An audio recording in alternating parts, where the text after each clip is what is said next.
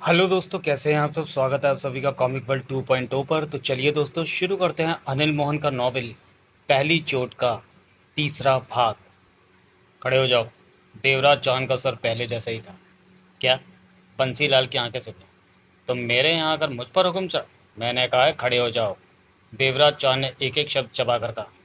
बंसीलाल देवराज चौहान के चेहरे के भाव देखने के बाद उसके हाथ में दबी रिवॉल्वर पर नजर मारते हुए खड़ा हो गया। चेहरा गुस्से से भरा पड़ा था। टेबल के इस तरफ आकर कुर्सी पर बैठ जाओ। देवराज चौहान ने उसी लहजे में कहा। तुम जो भी कर रहे हो तो बहुत गलत कर रहे। चुप रहो। जो कह रहा हूँ सिर्फ वही करो। देवराज चौहान का खतरनाक स्वर बेहद कठोर हो गया। खा जाने वाली नजरों से देवराज चौहान को घूरते हुए बंसीलाल टेबल के पीछे से निकला और उसके पास से होते हुए दूसरी तरफ वाली कुर्सी पर बैठते हुए सख्त स्वर में कह उठा। तुम्हारी आवाज़ से पहचान चुका हूँ, तुम सुरेन पालू। मैंने फ़ोन पर तुमसे बात की थी। देवराज चौहान के चेहरे पर खतरनाक मुस्कान उभरी। वो बंसीलाल वाली कुर्सी पर जा बैठा। रिवॉल्वर हाथ में थी और रुख बंसीलाल की तरफ था। देर में पहचाना? मैंने तुम्हारी आवाज़ सुनते ही तुम्हें पहचान लिया था। देवराज चौहान शब्दों को चबाकर बोला। बाहर मेरे आदमी तुम्हारे आने का इंतजार कर रहे हैं। हैरानी है कि तुम बचकर यहाँ तक आ गए। हैरानी की कोई बात नहीं। तुम्हारे आदमियों की भी गलती नहीं। देवराज चौहान रिवॉल्वर उंगलियों में घुमाते हुए कह उठा। भीड़ में तुम्हारे आदमियों का धोखा खा जाना मामूली बात है। तुम बच नहीं सकोगे। बंसीलाल ने खतरनाक स्वर में कहा। मेरे बारे में शायद तुम ठीक से जानते नहीं कि तुम्हारे बारे में बहुत अच्छी रीत जानने के बाद ही यहाँ आया हूँ। कहते हुए देवराज चौहान के दांत भिसते चले गए। तुमने दिव्या का अपहरण किया, उससे बलात्कार किया और बहुत खूबसूरत थी वो। कहर भरे ढंग से वो मुस्कुराया। तुम उसे देखते तो उसके बाद उसकी हत्या कर दी। वो उसकी गलती थी। मेरे पास मज़े में थी। उसे भागने की कोशिश नहीं करनी चाहिए थी। अब थापड़ तुम्हारी कैद में है। हाँ, उसी ढंग से मुस्कुराया बंसीलाल। तुम उसी के कहने पर मेरे पीछे पड़े हो। मोटा माल लिया होगा उससे। कहाँ है थापर? देवराज चौहान का चेहरा क्रूरता से भर उठा। मेरी कैद में मज़े से है, उसकी तुम चिंता ना करो। दिन में तुम्हारे आदमी ने मेरी जान लेने की कोशिश की।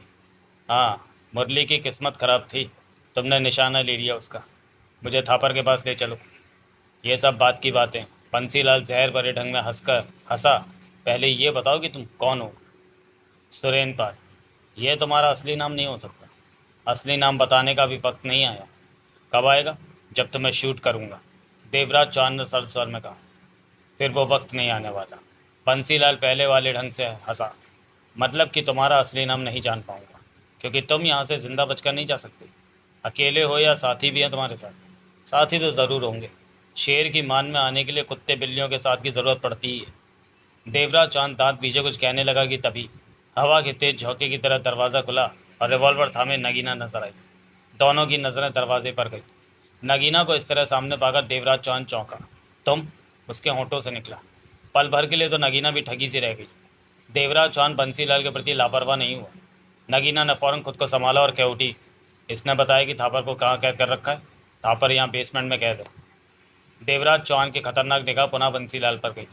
तभी कदमों की आहट के साथ नगीना के पीछे रुस्तम राव की आवाज़ कानों में पड़ी। बाप अपुन है। रुस्तम राव। दीदी, यहाँ खड़े होने की जरूरत नहीं होइला। अपन को मालूम है थापर साहब किधर को है। नगीना फौरन पलटी, कदम उठाकर बाहर निकल गई। बाप। दरवाजे से रुस्तम राव ने देवराज चौहान को देखा। ये बहुत आरामी होइला, संभाल लेना इसे। आप उन थापर साहब को लेकर अंबिका अभी आइला। इसके साथ ही दरवाजे से रुस्तम राव हट गया। दरवाज़ा बंद करो। देवराज चौहान ने रिवॉल्वर हिलाकर बंसीलाल से सख्त स्वर में कहा।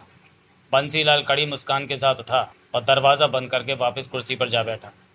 तगड़ी तैयारी के साथ आए हो। देवराज चौहान कुछ नहीं बोला। लेकिन कोई फ़ायदा नहीं होगा। तुम लोग यहाँ से सलामत बाहर नहीं निकल सकते। आना कठिन होता है, जाना नहीं। कोई भी काम करके निकल जाना बहुत आसान होता है। देवराज चौहान ने शब्दों को चबा कर कहा। जाने के लिए रास्ते खुद ब खुद बन जाते हैं। एक रास्ता ऊपर को भी जाता है। बंसीलाल ने जहरीले स्वर में कहा। हाँ, वो रास्ता मैंने तुम्हारे लिए चुन रखा है। देवराज चौहान ने उसकी आंखों में झांका। कुछ देर ठहरो, अभी मालूम हो जाएगा। बंसीलाल का लहजा वहशी होने लगा था। अपने दोनों हाथ टेबल पर रख लो। देवराज चौहान ने भिचे स्वर में कहा। मैं नहीं चाहता कि ऐसी कोई शरारत करो कि मुझे वक्त से पहले तुम्हारी जान लेनी पड़े। खा जाने वाली निगाहों से देवराज चौहान को देखते हुए बंसीलाल ने अपने दोनों हाथ टेबल पर रख लिए। 10 मिनट के पश्चात ही रुस्तम राव ने दरवाज़ा खोलकर भीतर झांका। बाप काम ओइला। तापर साहब के साथ साथ सोनलाल भी इधर से मेला। वो इधर को बंसीलाल की तिजोरी साफ करने को आएला और बंसीलाल के हाथों फंसेला। देवराज चौहान का चेहरा कठोर था। जगमोहन के तरह जगमोहन और बाकी गैलरी के बाहर पहरे पर बोला, बाप तुम सब चलो, यहाँ से निकल जाना, मैं बंगले पर पहुँच जाऊँगा। देवराज चौहान ने एक एक शब्द चबा कर कहा। कोई रास्ता रोकने की कोशिश करे तो बोलना बंसीलाल रिवॉल्वर पर है, समझेला बाप। इसके साथ ही रुस्तम राव दरवाजे से पलट गया। देवराज चौहान की नज़रें पुनः बंसीलाल पर गई। बंसीलाल अब व्याकुल सा नजर आने लगा था। तो तुम मेरा असली नाम जानना चाहते थे? हाँ। बंसीलाल का चेहरा कठोर और आंखें पूरी तरह सिकुड़ चुकी थी। देवराज चौहान। क्या? देवराज चौहान? बंसीलाल के होंठ खुले। नाम है मेरा। बंसीलाल ना समझने वाले भाव से उसे देखता रहा। फिर चेहरे पर अजीब से भाव आए। एक देवराज चौहान तो डकैती मास्टर है, उसके होठों से निकला। वही हूँ मैं। बंसीलाल के चेहरे पर हैरानी के भाव नजर आने लगे। तुम डकैती मास्टर देवराज चौहान हो? मैं वही देवराज चौहान हूँ जो तुम समझ रहे हो। देवराज चौहान शब्दों पर जोर देकर बोला। ओह, मुझे तो पता ही नहीं था कि मेरे सामने देवराज चौहान बैठा।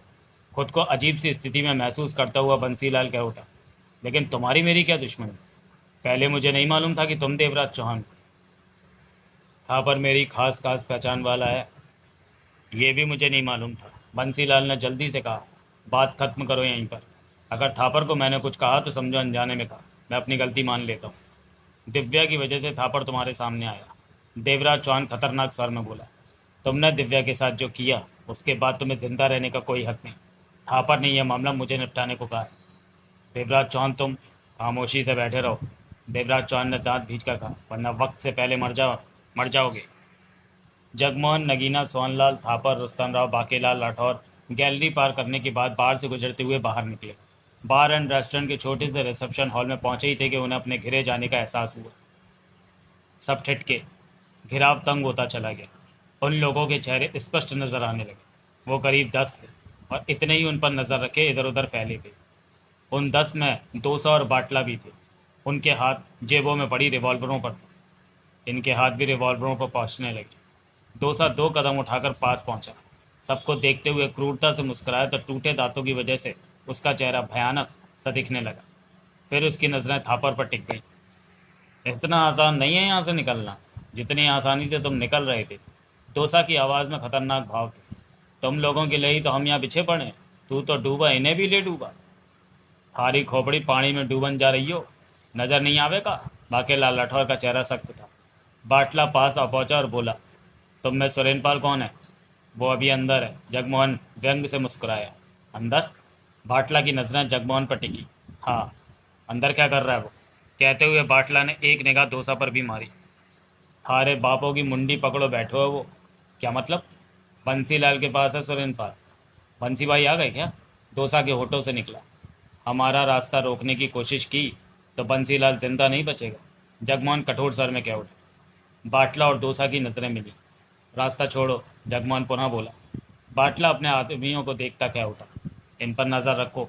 यहाँ से जाने की कोशिश करें तो हथियारों का इस्तेमाल करना। शराफत में खड़े रहें तो इन्हें कुछ भी कहने की ज़रूरत नहीं। हम बंसी भाई से बात करते हैं। बाटला और डोसा भीतर की तरफ बढ़ गए। दरवाज़ा खोलकर भीतर प्रवेश करते ही दोनों ठिठके। देवराज चौहान आराम से बंसीलाल की कुर्सी पर जा बैठा था और रिवॉल्वर बंसीलाल की तरफ कर रखी। बंसीलाल दूसरी कुर्सी पर मौजूद था। दोनों हाथों को फैलाकर टेबल पर रखा हुआ था। दोनों फौरन सारे हालातों को समझ गए। ये क्या हो रहा है बंसी भाई? बाटला के होठों से निकला। चेहरा सख्त हो गया था। जो हो रहा है वो तो नज़र आ ही रहा है। डोसा सुलग उठा था। बंसी भाई होठ भीजे दोनों को देखने लगा। देवराज चौहान रिवॉल्वर थामे, उनके पट्टी भी सतर्क। इसके साथियों को बाहर हमने घेर रखा है। बाटला बोला, क्या करना है? बंसीलाल ने बेचैनी से देवराज चौहान को देखा, फिर दोनों को। जाने दो उन्हें, वो थापर को छुड़ा कर ले जा रहे हैं। डोसा ने देवराज चौहान को घूरा। ले जाने दो, उन लोगों को कुछ मत कहना। बंसीलाल बोला, मैं फंसा पड़ा हूँ। चल बाटला। दोनों दरवाज़ा खोलकर बाहर निकल गए। देवराज चौहान। बंसीलाल धीमे स्वर में कह उठा, दिव्या के साथ जो हुआ उसका मुझे अफसोस है। मैं उसके बाप को इतना पैसा दे दूंगा कि सारी ज़िंदगी वो ऐश करेगा। मुझे मारकर किसी को कुछ नहीं मिलेगा। खामोश रहो, देवराज चौहान सर्द लहजे में बोला। डोसा, बाटला और सब आदमियों के देखते देखते थापर के साथ वो सब बाहर निकल गए। कोई भी उनके पीछे नहीं गया। डोसा और बाटला के चेहरे गुस्से से सुलग रहे थे। बाटला, डोसा गुर्राया, जल्दी सुरेन पार बाहर निकलेगा। जिंदगी भर तो वहाँ जमने से रहा। मैं भी यही सोच रहा हूँ, बाटला ने दरिंदगी भरे स्वर में कहा। उसे यहाँ से बाहर निकल जाने देना। रेस्टोरेंट में कोई हंगामा नहीं करना है। डोसा की आवाज़ में वैसी भाव थी। यहाँ से जब दूर पहुँच जाए तब उसे खत्म कर देना। चल, बाटला खतरनाक स्वर में बोला। उसकी गर्दन तोड़ने की तैयारी कर ले। मैं यहीं रहूँगा, जगमोहन बाहर आते ही बोला। जब तक देवराज चौहान बाहर नहीं आता वो खतरे में पड़ सकता है। हम भी यही सोचो हो, बाकेलाल राठौर ने कहा। दिन भर देवराज चौहान को ढूंढो, पढ़वो, नहीं मिलो। अब तो उसने ओखली में खोपड़ी दे दो। हम भी जगमोहन के साथ यहीं ठहरो। ध्यान रखना कि देवराज चौहान को कुछ ना हो, थापर ने गंभीर स्वर में कहा। थापर साहब, मारे होते हुए आप फिक्र ना करो। हम अपनी जान दे दो, सबको बढ़ दो, पर देवराज को कछो ना होने दो। बाकेलाल राठौर का हाथ मूंछ पर पहुंच गया। बाप, आप उन भी इधर ही ठहरेला। मैं सोहनलाल और नगीना के साथ जा रहा हूँ। मुझे फ़ोन कर देना कि सब ठीक है, थापर बोला। तभी नगीना क्या उठी। मैं इनके साथ यहीं रुकती। नहीं बहना, बाकेलाल राठौर ने टोका।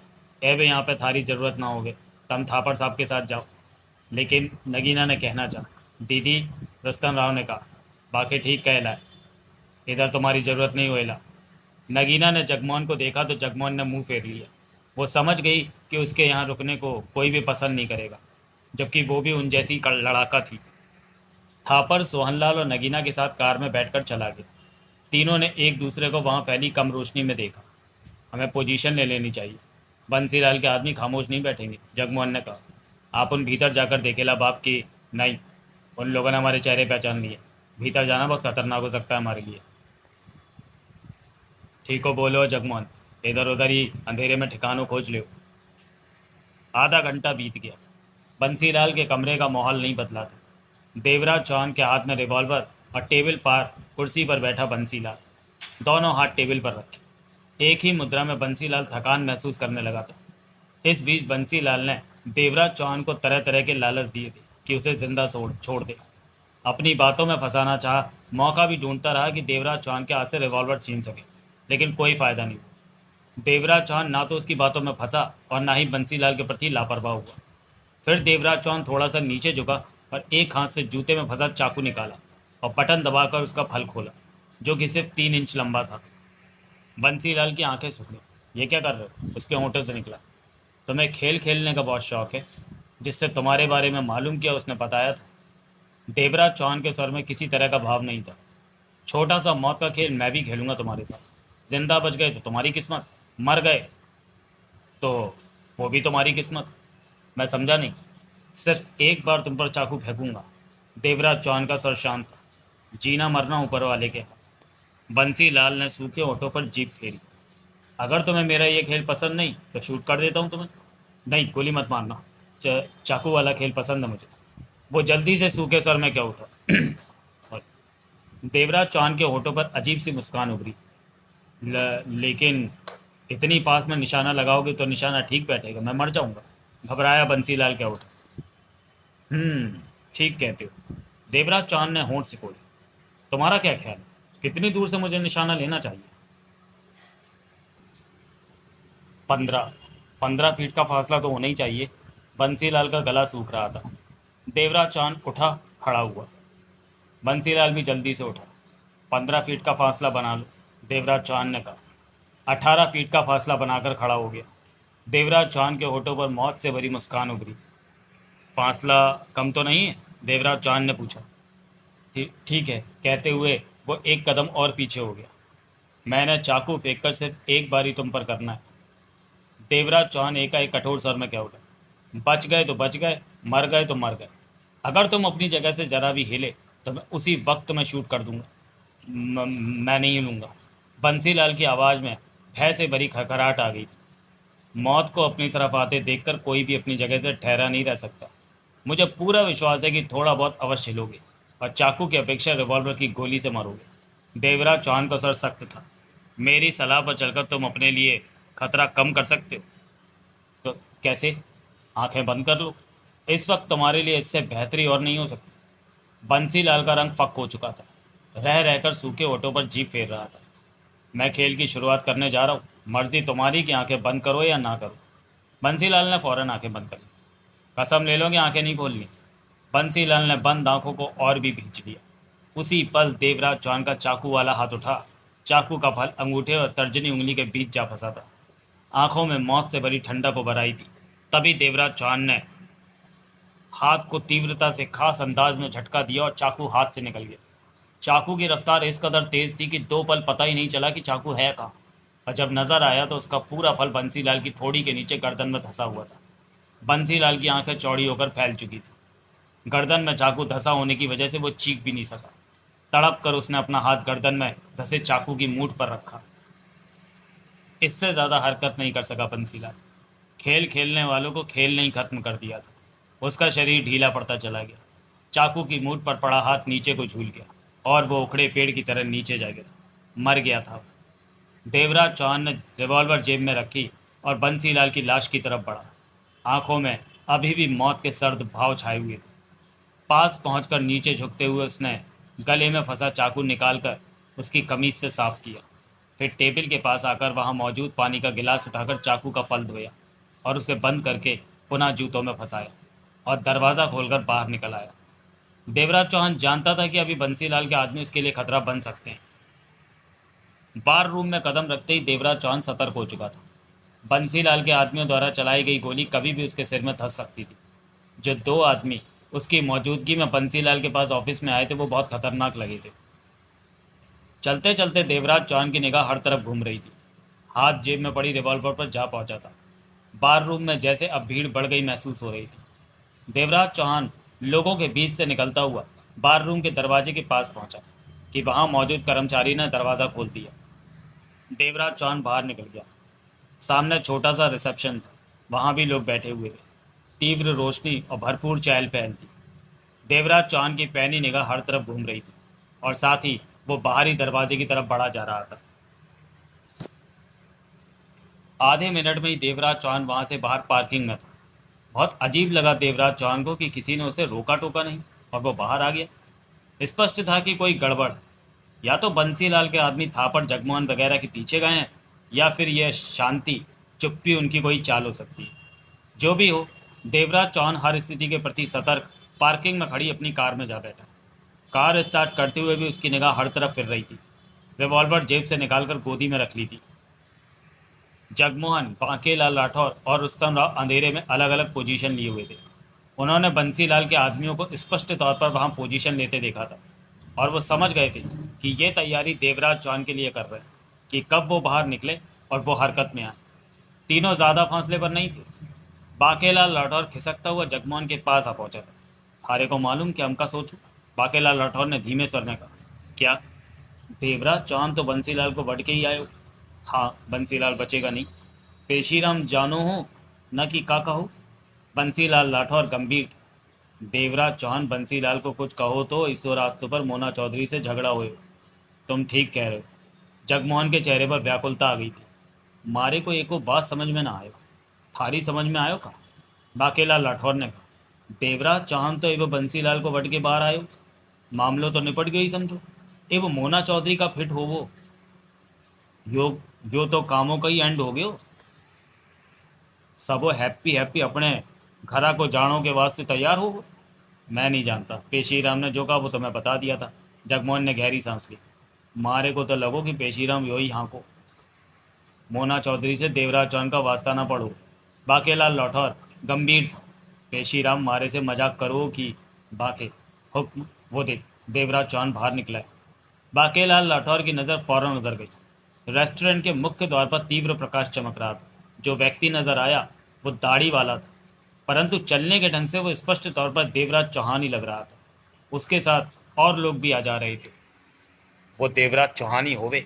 छोरा, मारे को बतायो कि देवराज चौहान दाढ़ी में होवो। दोनों की निगाह देवराज चौहान पर टिक चुकी थी। देवराज चौहान के चलने का ढंग देखकर वो समझ गए कि वह आने वाले खतरे के प्रति सावधान है। फिर देवराज चौहान को पार्किंग की तरफ बढ़ते देखा। रुस्तम राव को बता दे कि देवराज चौहान बाहर आ गया, जगमोहन बोला। छोरा अंधा ना आयो वो यो। देवराज चौहान की दाढ़ी को पहचानो वो। बंसीलाल के आदमी इधर उधर फैले, वो अभी तक हरकत में क्यों नहीं आए? माकेलाल राठौर की नज़रें अंधेरे में फिर रही थी। होंठ बिछे हुए थे। थारा क्या ख्याल होगा कि देवराज चौहान ने बंसीलाल को बढ़ दो? हाँ, जगमोहन की आवाज़ में दृढ़ता थी। बंसीलाल अब नहीं रहा। देवराज चौहान अब तक अपनी कार में बैठ चुका था। तभी उन्होंने अंधेरे में कुछ व्यक्तियों को चोरी छिपे सावधानी से जीप और कार की तरफ बढ़ते देखा। बाके, जगमोहन सख्त स्वर में कह उठा। ये लोग शायद देवराज चौहान का पीछा करने जा रहे हैं और रास्ते में कहीं उसे घेरने की चेष्टा करेंगे। मेरे ख्याल में वो लोग रेस्टोरेंट में हंगामा नहीं करना चाहते होंगे। दोनों के हाथों में रिवॉल्वर नजर आने लगी। हम भी सबको वोट दो। तो हमारे बाएं हाथ का अभी कुछ नहीं करना, जगमोहन कह उठा। पहले देवराज चौहान कार से बाहर निकलेगा, उसके बाद ये लोग अपनी अपनी गाड़ियों में पीछे जाएंगे। देवराज चौहान को बाहर निकल लेने दे, उसके बाद इन लोगों की गाड़ियों को बाहर नहीं निकलने देना। इस तरह देवराज चौहान सुरक्षित बाहर निकल जाएगा और उन्हें उलझाकर हम चुपचाप यहाँ से खिसक सकते हैं।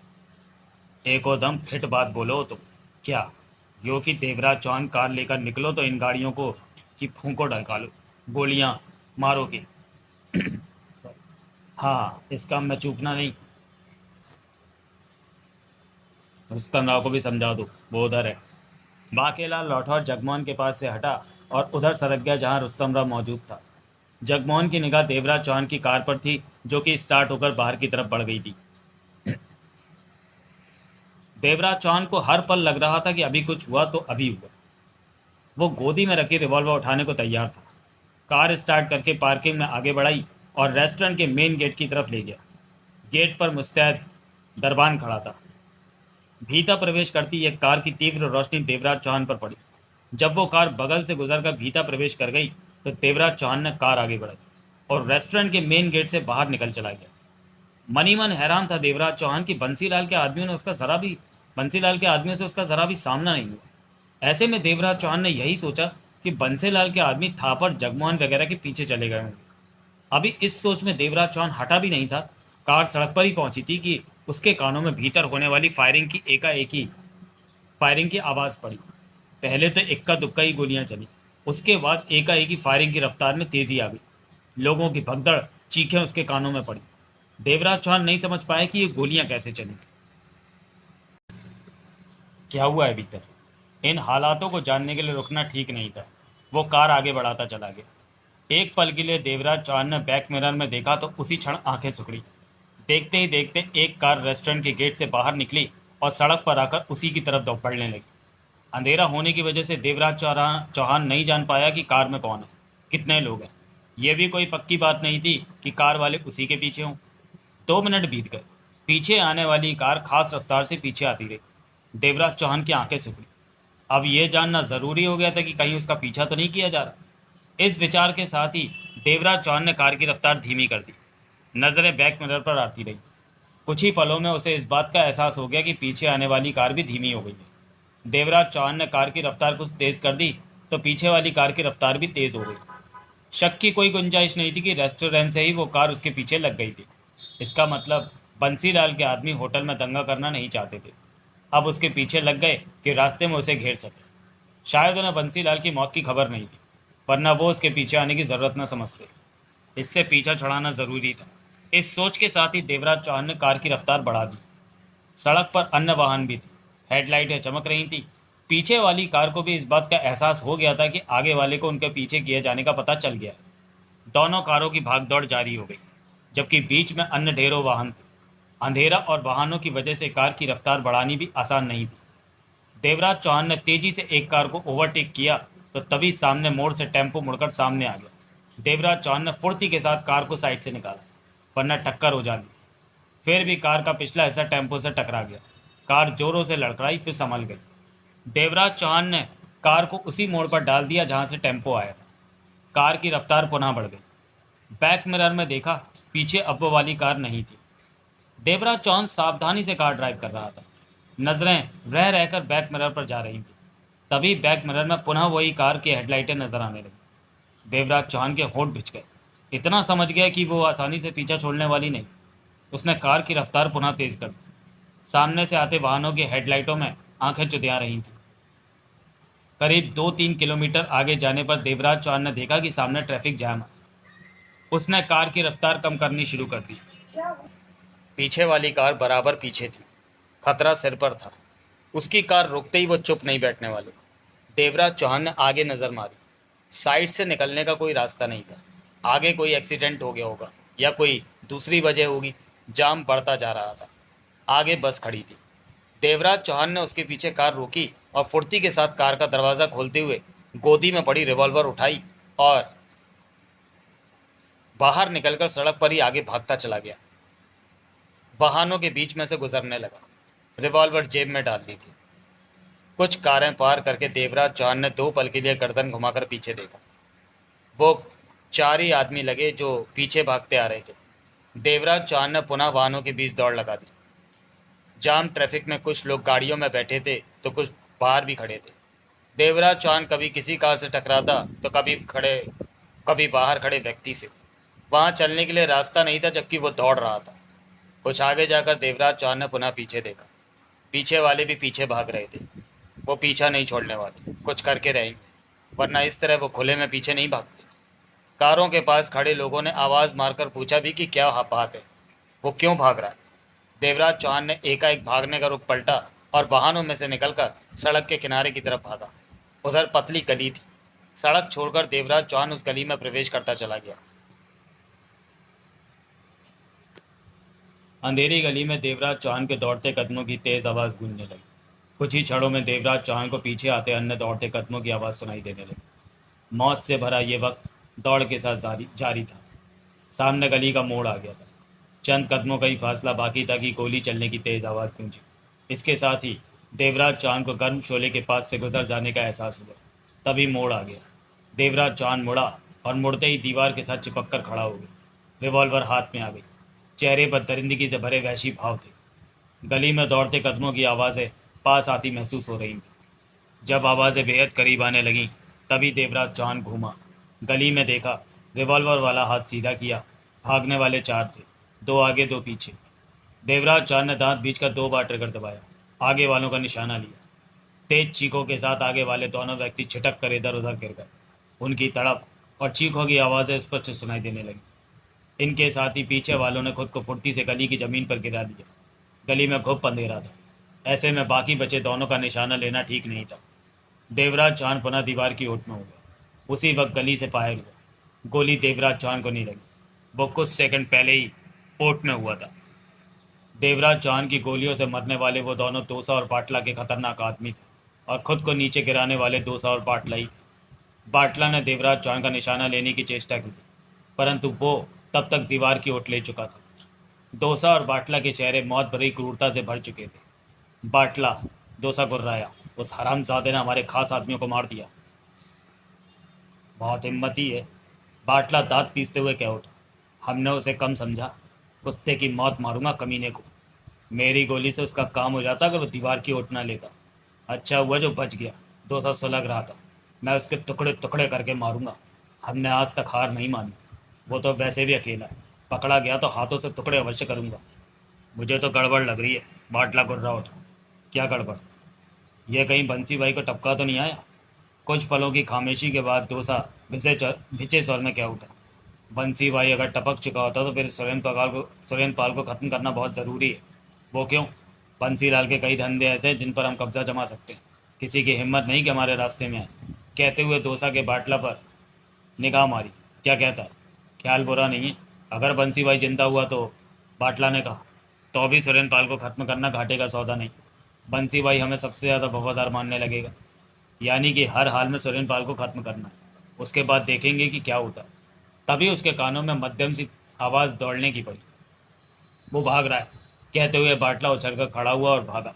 डोसा भी खड़ा होकर दौड़ पड़ा। दोनों गली के बाहर निकले। हाथों में रिवॉल्वरें थी। दूर उन्हें देवराज चौहान दिखा जो कि अंधेरे में किसी छाया की भांति लग रहा था। बोरा! दोनों तीर की भांति उस तरफ दौड़ पड़े। संभल कर रहना, बाटला दौड़ते हुए कह उठा। वो रिवॉल्वर अच्छी चला लेता है। मैं हरामी को भून दूंगा, छोड़ूंगा नहीं उसे। कुछ आगे जाकर वो रुके। देवराज चौहान नजर नहीं आ रहा था। कहाँ गया? डोसा गुर्रा उठा। यहीं है। अंधेरे का फायदा उठाकर छिप गया है। यहाँ से आगे नहीं गया। बाटला ने दांत भींच कर कहा। दोनों की सतर्कता से भरी नजरें हर तरफ घूमने लगी। एक तरफ गलियां थी, सड़क पार, दूसरी तरफ बहुमंजिला फ्लैट बने हुए थे, अपार्टमेंट थे। साला कुत्ता कहीं बच ना जाए। अंधेरे का फायदा मिल रहा हरामी को, वरना अब तक तो टपका दिया होता। डोसा दरिंदगी भरे सर में क्या उठा। डोसा, तू उधर देख। बाटला हाथ में पकड़ी रिवॉल्वर पर हाथ फेरता हुआ भयानक स्वर में कह उठा। मैं उधर देखता हूँ। हमारा अकेले अकेले होना ठीक नहीं। वो इस बात का फ़ायदा उठा लेगा। आसानी से हमारा निशाना। हम साथ साथ रहेंगे तो उसे अंधेरे का फायदा उठाकर निकलने का मौका मिल जाएगा। क्या कहता है? ठीक है, तू उधर जा, मैं इधर। बाटला ने कुछ कहने के लिए मुंह खोला कि तभी सामने वाली गली से फायर हुआ। गोली उनके पास से निकल गई। कुत्ता उधर है गली में, कहने के साथ ही दोसा रिवॉल्वर थामे उस तरफ दौड़ा। तभी उधर से एक गोली आई। उस तरफ दौड़ता दोसा को तो नहीं लगी, लेकिन बाटला के पेट में जा लगी। बाटला की चीख गूंजी। रिवॉल्वर उसके हाथ से छूट गई और नीचे गिरकर तड़पने लगा। डोसा तुरंत समझ गया कि बाटला टपक गया। उसने खुद को फौरन नीचे गिरा लिया और उस गली की तरफ रिवॉल्वर करके ट्रिगर दबा दिया। फायर का धमाका हुआ। जवाब में कोई आवाज़ नहीं गूंजी। उसी पल गली की तरफ से गोली आई, जो कि नीचे पड़े डोसा के सिर के पास जमीन में जा धंसी। बाल बाल बचाओ। डोसा ने रिवॉल्वर सीधी की और पुनः ट्रिगर दबा दिया। गोली खाली गई। जवाब में गली की तरफ से फायर हुआ, मगर डोसा इस बार भी बच गया। गोली उसके पैर के पास जमीन में लगी। वो खुले में अवश्य था, परंतु अंधेरे में नीचे लेट जाने का उसे भरपूर फायदा मिल रहा था। और ये सब होते रहना शायद डोसा जैसे हत्यारे के लिए बर्दाश्त करना कठिन हो गया था। एकाएक वो गुर्रा कर उठा और रिवॉल्वर थामे उस गली की तरफ दौड़ पड़ा। हरामजादे! डोसा पागलों की तरह चीखा, मैं तुझे जिंदा नहीं छोड़ूंगा। बिल्कुल निशाने पर था डोसा। पास आता जा रहा था। देवराज चौहान ने हाव भाव में दरिंदगी समेटे रिवॉल्वर वाली बाँह सीधी की और ट्रिगर दबा दिया। झलक पाली होगी डोसा ने देवराज चौहान की हरकत की। भागते हुए थोड़ा सा लहराया। गोली कंधों को रगड़ देती हुई निकलती चली गई। दांत भींचे देवराज चौहान ने पुनः ट्रिगर दबाया, परंतु इस बार फायर की आवाज़ नहीं गूंजी। खाली चैम्बर के खड़कने का स्वर कानों में पड़ा। चैम्बर का लीवर बजने की आवाज़ पास पहुंच चुके डोसा के कानों तक जा पहुंची थी। डोसा फौरन ठिठक गया। पास के मकान से आती मध्यम सी रोशनी में डोसा के चेहरे की झलक मिली, जहां वैसी चमक ठाटे मार रही थी। देवराज चौहान दरिंदगी भरी निगाहों से डोसा को देख रहा था। दोनों की निगाहें मिली। डोसा हंसा। हंसी की आवाज़ गूंजी। आगे के टूटे दांतों की वजह से उसका चेहरा भी भयानक हो उठा। हो गया काम। धोखा दे गई रिवॉल्वर। डोसा इस वक्त वास्तव में वैसी लग रहा था। अब मारूंगा तुझे। आसपास बने घरों से लोग बाहर झांकने शुरू हो गए थे, परंतु लोगों की परवाही किसे थी? खतरनाक से खतरनाक लोगों से मेरा वास्ता पड़ा, डोसा उसी लहजे में कह रहा था। लेकिन तू उनसे कुछ ज़्यादा ही निकला, वरना डोसा को इतनी भागदौड़ कभी नहीं करनी पड़ी किसी की जान लेने के लिए। गोली अच्छी चला लेता है तू, लेकिन चैम्बर ही खाली हो जाए तो फिर ट्रिगर ही किस काम का? देवराज चौहान उसी तरह उसे देखता रहा। तूने तो सोचा होगा कि मेरे को मार देगा। मार भी देता अगर एक गोली और बची होती, परंतु गोली कैसे बचती? मेरी लंबी जिंदगी को भगवान ही छोटी बना सकता है, तू नहीं। डोसा मौत भरे सर में कहे जा रहा था। जंग के मैदान में उतरने से पहले हथियारों को तैयार कर लेना चाहिए। तेरा तो चैम्बर ही खाली था। मैंने गिना, 5 गोलियां निकली तेरे रिवॉल्वर से। माल खाना भरा नहीं था क्या? देवराज चौहान के चेहरे पर मौत भरी मुस्कान आई। कभी कभी हो जाता है ऐसा भी। आज तेरे को जिंदगी ने धोखा दे दिया। डोसा हंसा। बंसी भाई का क्या किया तूने? मार दिया। बढ़िया, बढ़िया किया। मेरे को फ़ायदा मिलेगा। उसके कई धंधे मैं देखता हूँ, वो सब मेरे हो जाएंगे। अब ठीक उसी पल देवराज चौहान ने हाथ में पकड़ी रिवॉल्वर डोसा पर दे मारी। इस वक्त अंधेरे का फ़ायदा मिला देवराज चौहान को कि डोसा को उसकी हरकत का एहसास बाद में हो सका। रिवॉल्वर डोसा के गले में जा टकराई। डोसा चेहरे पर हाथ रखते हुए चीखा। एक कदम पीछे हुआ, लड़खड़ाया। देवराज चौहान ने चील की तरह उस पर झपट्टा मारा, लेकिन ऐसा लापरवाह नहीं था। उसने गोली चला दी। देवराज चौहान ने भी उसकी हरकत देख ली थी। वो ज़रा सा टेढ़ा हुआ। इस पर भी उसे यकीन नहीं था कि गोली से बच जाएगा, लेकिन बच गया। तब तक वो डोसा के पास पहुंच चुका था। डोसा को पुनः रिवॉल्वर इस्तेमाल करने का मौका नहीं मिला। देवराज चौहान ने अपनी दाएं हथेली उसकी रिवॉल्वर पर जमा दी, जो उसके हाथ में दबा था, और दूसरे हाथ से घूसा उसके चेहरे पर मारा। डोसा लड़खड़ाया, लेकिन गिरा नहीं। डोसा ने अपना हाथ देवराज चौहान की गर्दन पर जमा लिया। देवराज चौहान ने दांत भींचे उसके पेट में पुनः घूंसा मारा। घूंसा इतना तेज था कि अगर किसी इंसान के पेट में लगता तो वो शायद 2-4 दिन हिलने के काबिल नहीं रहता। लेकिन डोसा पर घूसे ने खास असर नहीं दिखाया। ना तो उसका हाथ देवराज चौहान की गर्दन से हटा और ना ही उसने रिवॉल्वर छोड़ी। तभी डोसा ने अपना सिर देवराज चौहान की छाती पर वेग से मारा। देवराज चौहान को इस बार से कोई खास फर्क नहीं पड़ा, परंतु साथ ही ये बात भी समझ गया कि उसका वास्ता दमदार इंसान से पड़ा है, जो हथियारों की लड़ाई नहीं, हाथों की लड़ाई भी जानता है। डोसा का पंजा उसके गले पर अवश्य था, लेकिन वो गले पर ज़्यादा दबाव नहीं बना पा रहा था। आसपास के घरों से लोग जितना हादसा देख सकते थे देख रहे थे।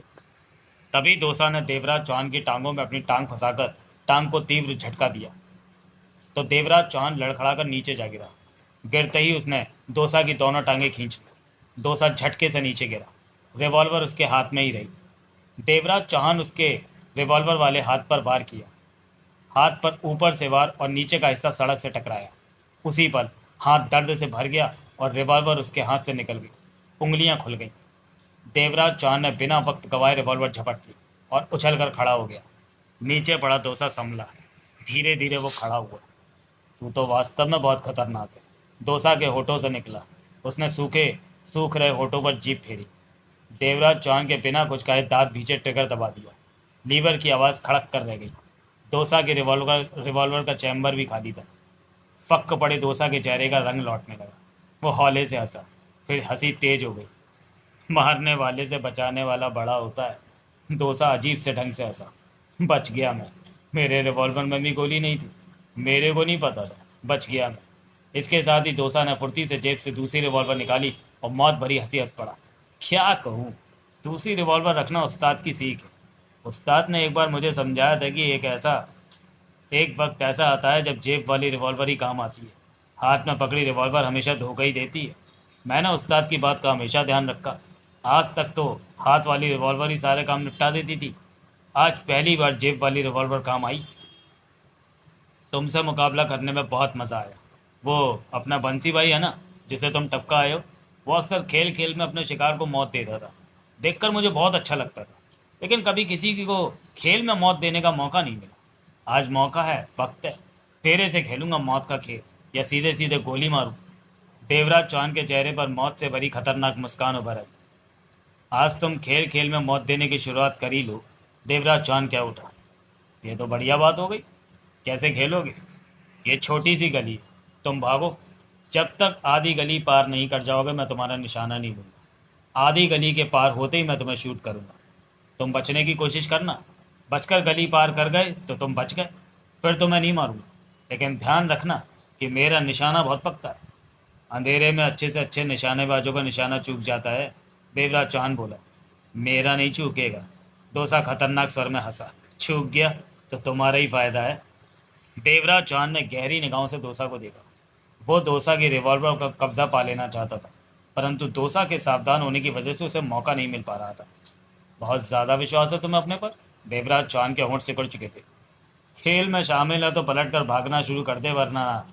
डोसा को घूरने के पश्चात देवराज चौहान होंठ पीछे पलटा और गली में दौड़ा। डोसा रिवॉल्वर थामे फायर करने को तैयार था। 4-5 मकान पार करते ही एक मकान का दरवाज़ा खुला नजर आया और एक आदमी जरा सा सिर बाहर निकाले देख रहा था।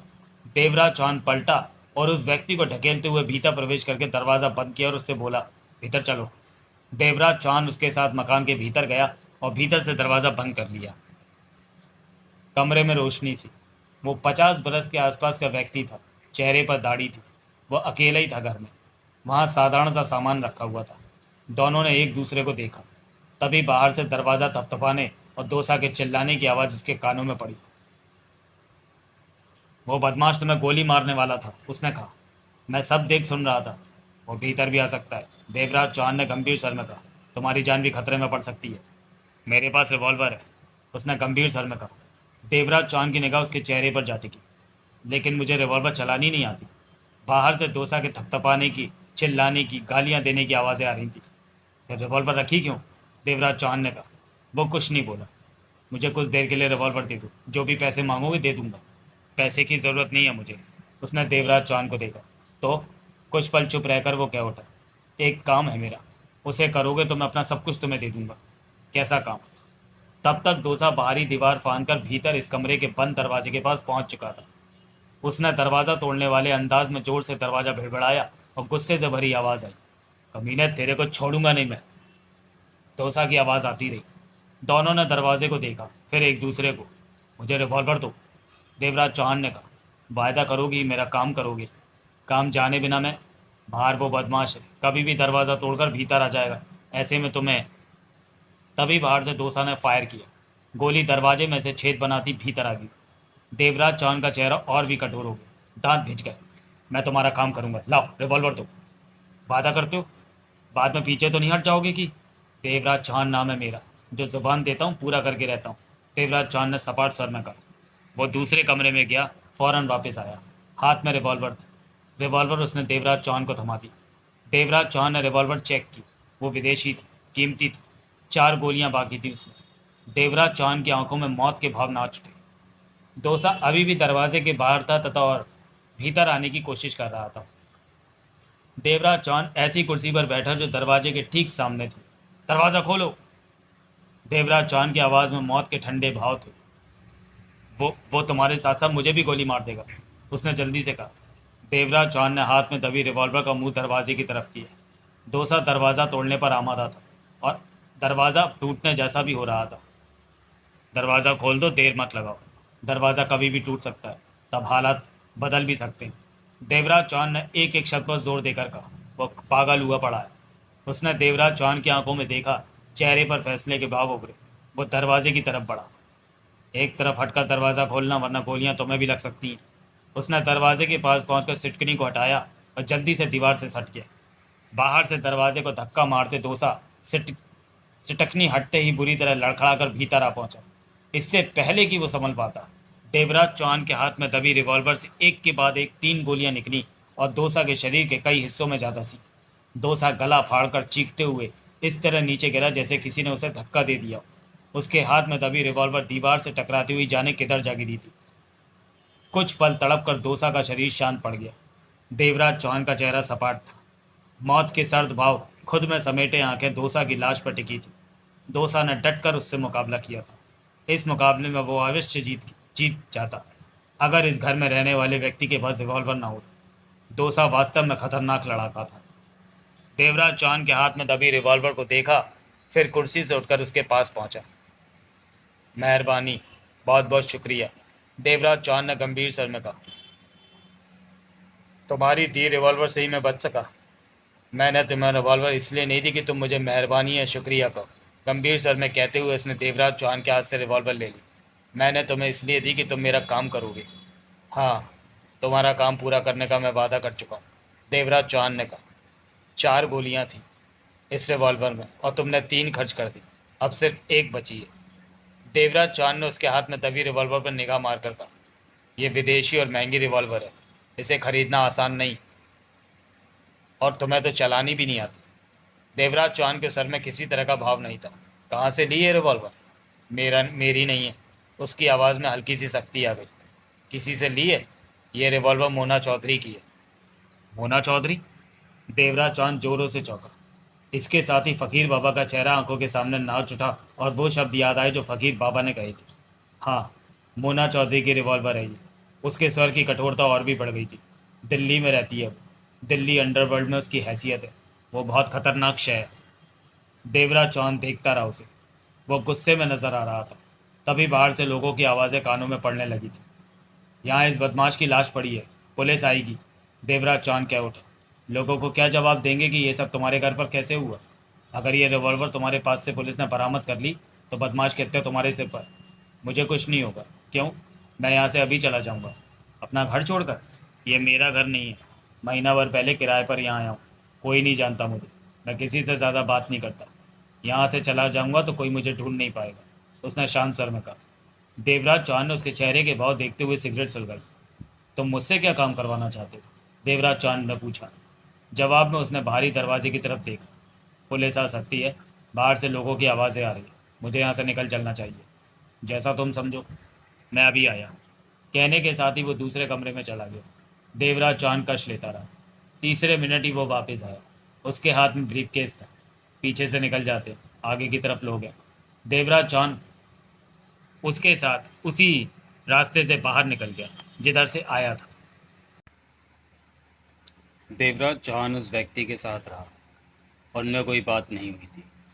देवराज चौहान के मस्तिष्क में फकीर बाबा के शब्द और इस व्यक्ति के पास मोना चौधरी की रिवॉल्वर। ये व्यक्ति उससे ज़ुबान ले चुका था कि वो उसका कोई काम करेगा, और देवराज चौहान को नहीं मालूम था कि वो क्या काम लेना चाहता है। अगर उसका काम मोना चौधरी से वास्ता रखता हुआ तो फकीर बाबा के शब्द सच हो जाएंगे। दोनों पैदल चलते हुए काफ़ी आगे आ गए थे। उनके कानों में पुलिस सायरन की आवाज़ें पड़ने लगी थी। किसी होटल में चलते हैं, उसने कहा। वहाँ बात करेंगे। देवराज चौहान ने हौले से सिर हिला दिया। सड़क से जाती टैक्सी को उन्होंने रुकवाया और कुछ ही देर बाद वो दोनों मध्यम वर्गीय होटल के कमरे में मौजूद थे। उस व्यक्ति के ऑर्डर पर वेटर 2 चाय दे गया था। रात का 1 बजने जा रहा था। तुम्हारा नाम क्या है? राकेश नाथ। उसने चाय का प्याला उठाकर घूंट भरा। वो गंभीर था। एक बात बताओ, मैं तुम्हें तो जानता नहीं कि तुम क्या हो, हिम्मत वाले हो या खतरा देखकर भागने वालों में से हो। मैं भागता नहीं हूँ। देवराज चौहान ने उसे देखते हुए सिगरेट सुलगा ली। चाय लो, तुम अपनी बात कहो। देवराज चौहान की निगाह उस पर थी। मैंने जो काम करवाना उसमें खतरा है, तुम्हारी जान भी जा सकती है। राकेश नाथ ने उसे देखा। मैं खतरों से नहीं डरता, जान जाने की भी परवाह नहीं। काम पूरा करते हुए मैं सिर्फ काम पूरा करने की परवाह करता हूँ, देवराज चौहान ने सपाट स्वर में कहा। राकेश नाथ ने पुनः चाय का घूंट भरा। कष्ट लेते देवराज चौहान की निगाह उस पर ही थी। मोना चौधरी को जानते हो? राकेश नाथ ने उसकी आंखों में झांका। हाँ, कहते हुए देवराज चौहान ने मनी मन गहरी सांस ली। कौन सी मोना चौधरी? कहीं तुम्हारे मोहल्ले गली में तो कोई मोना चौधरी नहीं रहती जिसे तुम? मैं उस मोना चौधरी को जानता हूँ जिस मोना चौधरी की बात तुमने कही थी कि वो दिल्ली रहती है और वहाँ के अंडरवर्ल्ड की खतरनाक शय है, देवराज चौहान ने उसी लहजे में कहा। कभी देखा है उसे? हाँ। देवराज चौहान की नज़रें बराबर उसके चेहरे पर थी। मोना चौधरी को जानते हो तो फिर उसका मुकाबला नहीं करना चाहोगे तुम? राकेश नाथ ने कहा। तुमने जो भी कहना है सीधे सीधे कहो। मोना चौधरी को खत्म करना है, कहते हुए राकेश नाथ के दांत भिज गए। देवराज चौहान उसे देखता रहा। काम कर सकते हो तो हाँ कह दो, तुम काम करने का वायदा कर चुके हो, राकेश नाथ कहे जा रहा था। अगर उस वक्त मैं तुम्हें रिवॉल्वर ना देता तो वह बदमाश तुम्हें अवश्य मार देता। तुम्हें मेरा एहसान भूलना नहीं चाहिए। देवराज चौहान ने कष्ट लेकर ठहरे सपाट लहजे में कहा। यह ठीक है कि शायद तुम्हारे रिवॉल्वर देने से ही मैं उस बदमाश को मारकर खुद को बचा पाया। इस बात से भी मैं इनकार नहीं करता कि मैंने तुम्हारा काम करने का वादा किया, लेकिन मैं नहीं जानता था कि तुम्हारा काम मोना चौधरी जैसी शय से वास्ता रखता है। अगर मालूम होता तो कह नहीं सकता कि तब मेरा फैसला क्या होता। मतलब कि तुम मेरा काम करने से मना कर रहे हो? राकेश नाथ की आंखें झुकली। मैंने ऐसी कोई बात नहीं कही कि तुम्हें इन शब्दों का इस्तेमाल करना पड़े। तो फिर क्या कहना चाहते हो? तुम्हारा काम करने में मुझे कोई एतराज़ नहीं, लेकिन इस बात की तसल्ली दिलानी होगी कि जो काम तुम मुझसे करा रहे हो उसमें तुम सही हो और मोना चौधरी गलत है। मैं किसी गलत आदमी का काम नहीं करता, मैं सही हूँ, किसी की जान की कीमत समझता हूँ। राकेश नाथ दांत भींच कर गुर्रा उठा। मोना चौधरी से क्या बात हो गई थी तुम्हारी? देवराज चौहान गंभीर था। मेरे बेटे ने कुछ भी नहीं कहा मोना चौधरी को। वो तो कॉलेज के बाद दोस्तों के साथ फुटपाथ पर सैर कर रहा था। भरा पड़ा था जैसे राकेश नाथ। इस दुनिया में मेरे बेटे के अलावा मेरा और कोई नहीं था। उसकी माँ तो उसे जन्म देने के 10 साल बाद ही चल बसी थी। मैंने ही दुनिया भर की तकलीफ़ें उठाकर उसे पाला। बहुत प्यार करता था मुझसे। कभी बीमार हो जाता तो रात रात भर जाग कर उसकी देखभाल करता था। तब सोचता था कि अगर मेरा बेटा ना होता तो कैसी ज़िंदगी बिताता मैं। लेकिन अब देखो, बिता रहा हूँ ज़िंदगी, परंतु हर वक्त मुझे लगता है जैसे उसकी लाश का बोझ मेरे सीने पर रखा हो। उसकी आवाज़ में गुस्सा भी था, तड़प भी। जब वो दोस्तों के साथ फुटपाथ पर जा रहा था तो अचानक ही गोलियां चलने लगीं। सब लोग भागने लगे। मेरे बेटे के दोस्त भी भागे, परंतु मेरा बेवकूफ़ बेटा नहीं भागा। वो देखने में लग गया कि क्या हो रहा है। देवराज चांद का पूरा ध्यान उस पर था। तभी उसके पास ही एक कार आकर रुकी। उस कार का टायर गोली लगने से फट चुका था। उसमें से रिवॉल्वर पकड़े एक आदमी निकला कि तभी पास ही में एक और कार रुकी। उसमें से मोना चौधरी और उसका एक साथी बाहर निकला। दोनों ने रिवॉल्वर थाम रखी थी। वो पागल हो रहे थे। उसका साथी कपड़ों में फंसा रखी बोतल निकालकर विस्की के घूंट भर रहा था। देवराज चौहान समझ गया कि नीलू महाजन का जिक्र कर रहा है। पहले जो आदमी कार से बाहर निकला था वो घबराया हुआ था। शायद वो जानता था कि मोना चौधरी उसे मार देगी। मेरा बेटा पास ही हक्का बक्का खड़ा था। उस आदमी ने मेरे बेटे को पकड़ लिया, उसकी आड़ ले ली। मेरे बेटे ने उसकी पकड़ से निकलना चाहा, लेकिन उसकी पकड़ मजबूत थी, नहीं निकल सका। ये सब बातें मैंने बाद में वहाँ के लोगों दुकानदारों से मालूम की, जो सब कुछ देख रहे थे। पुलिस ने मालूम किया, जिन्होंने इस मामले की तफ्तीश की थी। कहते हुए वो लंबी लंबी सांसें लेने लगा। मोना चौधरी ने चिल्लाकर मेरे बेटे को उसके सामने से हटने को कहा तो मेरे बेटे ने कहा कि उसे पकड़ रखा है। तभी उस पकड़ने वाले ने मोना चौधरी पर गोली चलाई। मोना चौधरी बच गई। इसी के साथ ही मोना चौधरी और उसके साथी ने अपने रिवॉल्वर से गोलियां चलानी शुरू कर दी। पहले मेरे बेटे को गोलियां लगी, फिर उस आदमी को। देखते ही देखते मिनटों में दोनों नीचे गिर गए। तो मोना चौधरी पास आकर अपने दुश्मन के सिर में गोलियां मारी। रिवॉल्वर खाली हो गई तो उसे पुनः भरा। तभी नीचे पड़े मेरे बेटे के शरीर में हरकत हुई। उसने हाथ बढ़ाकर मोना चौधरी की बाह पकड़ ली और कहा कि उसे अस्पताल ले जाए। लेकिन वो मेरे बेटे को अस्पताल क्यों ले जाती? उसे क्या परवाह थी मेरे बेटे की ज़िंदगी मौत से? वो जाने लगी तो उसके हाथ में दबी रिवॉल्वर मेरे बेटे के हाथ में आ गई। उसने रिवॉल्वर भी वापस लेने की कोशिश नहीं की और अपने साथी के साथ कार में बैठकर चली गई। मेरे बेटे को 2 गोलियां लगी थी, एक पेट में, एक कंधे पर। उसने हिम्मत नहीं हारी। जैसे तैसे वो खड़ा हुआ, मोना चौधरी वाली रिवॉल्वर जेब में डाल ली। जाने कितने लोग ये सब देख रहे थे। उसने बहुतों से कहा कि उसे डॉक्टर के पास ले जाए, लेकिन किसी ने उसकी सहायता नहीं की। फिर वो कुछ दूर खड़ी अपनी मोटरसाइकिल पर सवार हुआ और घर आ गया। उसकी हिम्मत थी कि इतना घायल होने पर भी उसने मोटरसाइकिल चला ली। मेरे को सारी बात बताई। जेब में रखी मोना चौधरी की रिवॉल्वर भी मुझे दी। मैं जल्दी से उसे अस्पताल ले गया, लेकिन वो नहीं बच सका। बहुत कोशिश की मैंने कि वो पौधा जिसे मैंने कठिनता से पेड़ बनाया बच जाए, लेकिन मोना चौधरी की क्रूरता की भेंट चढ़ गया। देवराज चौहान उसे देख रहा था। उसकी आंखों से आंसू बह रहे थे, चेहरे पर गुस्सा था। बदन रह रहकर गुस्से से कांप रहा था। कुछ अजीब स्थिति में वो खुद को महसूस कर रहा था। पुलिस आई, अपनी कार्रवाई पूरी की। पोस्टमार्टम करके मेरे बेटे का चीरा फाड़ा शरीर मेरे हवाले करके जैसे अपने फर्ज से मुक्ति पा ली। मैं ही थानों के चक्कर लगाता रहा, अपने बेटे के हत्यारे के बारे में पूछता रहा। पुलिस से इतना ही पता चला कि मोना चौधरी जैसी खतरनाक शय ने मेरे बेटे की हत्या की है। जब वो पकड़ी जाएगी तो मुझे खबर कर दी जाएगी। होते होते 1 बरस बीत गया। मेरे मन में लगी आग बुझने की अपेक्षा भड़कती चली गई। मैं अपने बेटे की मौत नहीं भूल सकता था। उसके बिना मेरी ज़िंदगी बेमानी सी हो गई थी। वही तो सहारा था मेरी सांसों का। मोना चौधरी वाली रिवॉल्वर जेब में रखकर अक्सर मोना चौधरी की तलाश में निकल जाता, लेकिन उसने कहाँ मिलना था मुझे। इस बीच मैंने कई बदमाशों से बात की कि वो मोना चौधरी को ख़त्म कर दें तो मैं अपनी सारी दौलत उन्हें दे दूंगा, लेकिन मोना चौधरी का नाम सुनते ही वो पीछे हट जाते। मैं समझ गया कि मोना चौधरी को ख़त्म करवाने के लिए दिल्ली के बाहर से मुझे इंसान को ढूंढने लगा, किसी को लाना होगा। ये सोचकर मैं मुंबई आ गया और किसी ऐसे इंसान को ढूंढने लगा जो मोना चौधरी से डरे नहीं। ऐसे में तुमसे मुलाकात हो गई। राकेश ने तुका और लंबी सांस ली। देवराज चौहान गंभीर था, आंखों के सोच के भाव नजर आ रहे थे। अब तुम ही फैसला कर लो कि मोना चौधरी ठीक है या मैं। राकेश नाथ ने देवराज चौहान को देखा। देवराज चौहान ने सिगरेट एस्ट्रे में डाली। तो अपने बेटे का हत्यारा तुम मोना चौधरी को मानते हो?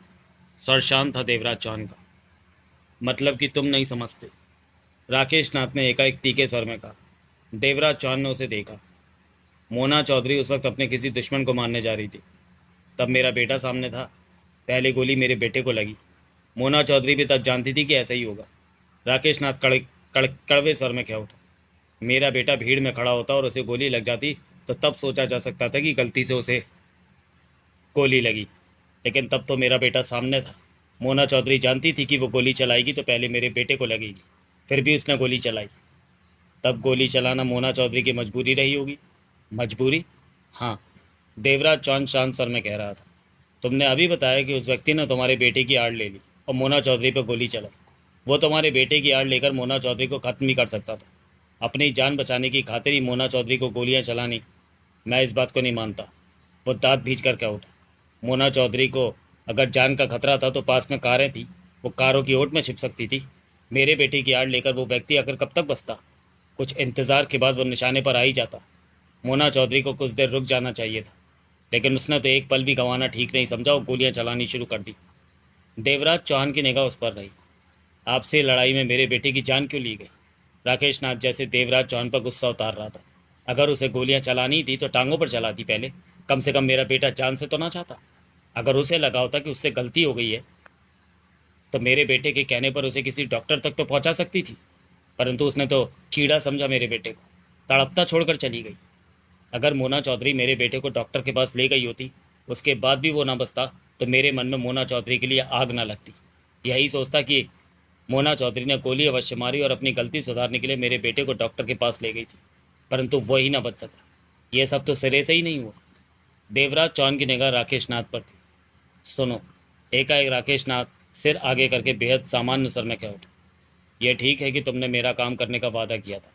वैसे तो आजकल लोगों में वादों की ज़रा भी अहमियत नहीं होती। हो सकता है कि वायदा करके वायदा निभाने की आदत हो तुम्हें, परंतु मोना चौधरी को ख़त्म करने का हौसला न कर पा रहे हो तो मुझसे साफ साफ कह दो, मैं तुम्हें वायदे से मुक्त कर दूंगा। तुम्हें एक शब्द भी नहीं कहूँगा। खुशी खुशी चले जाओ तो। तब मैं किसी और को ढूंढने की कोशिश करूंगा जो मोना चौधरी को ख़त्म कर सके। देवराज चौहान ने गहरी सांस ली और चेहरे पर अजीब मुस्कान बिखर गई। ऐसी मुस्कान जिसका अर्थ समझ पाना कम से कम राकेश नाथ के बस का नहीं था। मैंने ऐसी कोई बात नहीं की कि तुम मुस्कुराने लगो। तुम्हारे इस तर्क को मैं मानता हूँ कि वो टांगों पर गोलियां चला सकती थी या बाद में उसे डॉक्टर के पास ले जा सकती थी। इसका मतलब तुम मानते हो कि मैं ठीक हूँ, मोना चौधरी गलत है। हाँ, तुम मोना चौधरी को ख़त्म करोगे? राकेश नाथ की आंखों में आवेश और खुशी की चमक भर आई। ये बात तुम भी जानते हो कि मोना चौधरी का ख़त्म करना आसान नहीं है, देवराज चौहान ने गंभीर स्वर में कहा।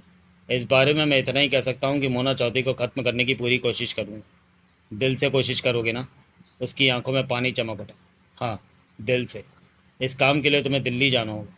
मैं तुम्हारे साथ दिल्ली। तुम्हारी कोई ज़रूरत नहीं। तुम्हें मेरे साथ रहने की ज़रूरत नहीं। मैं खुद कर लूँगा जो करना है।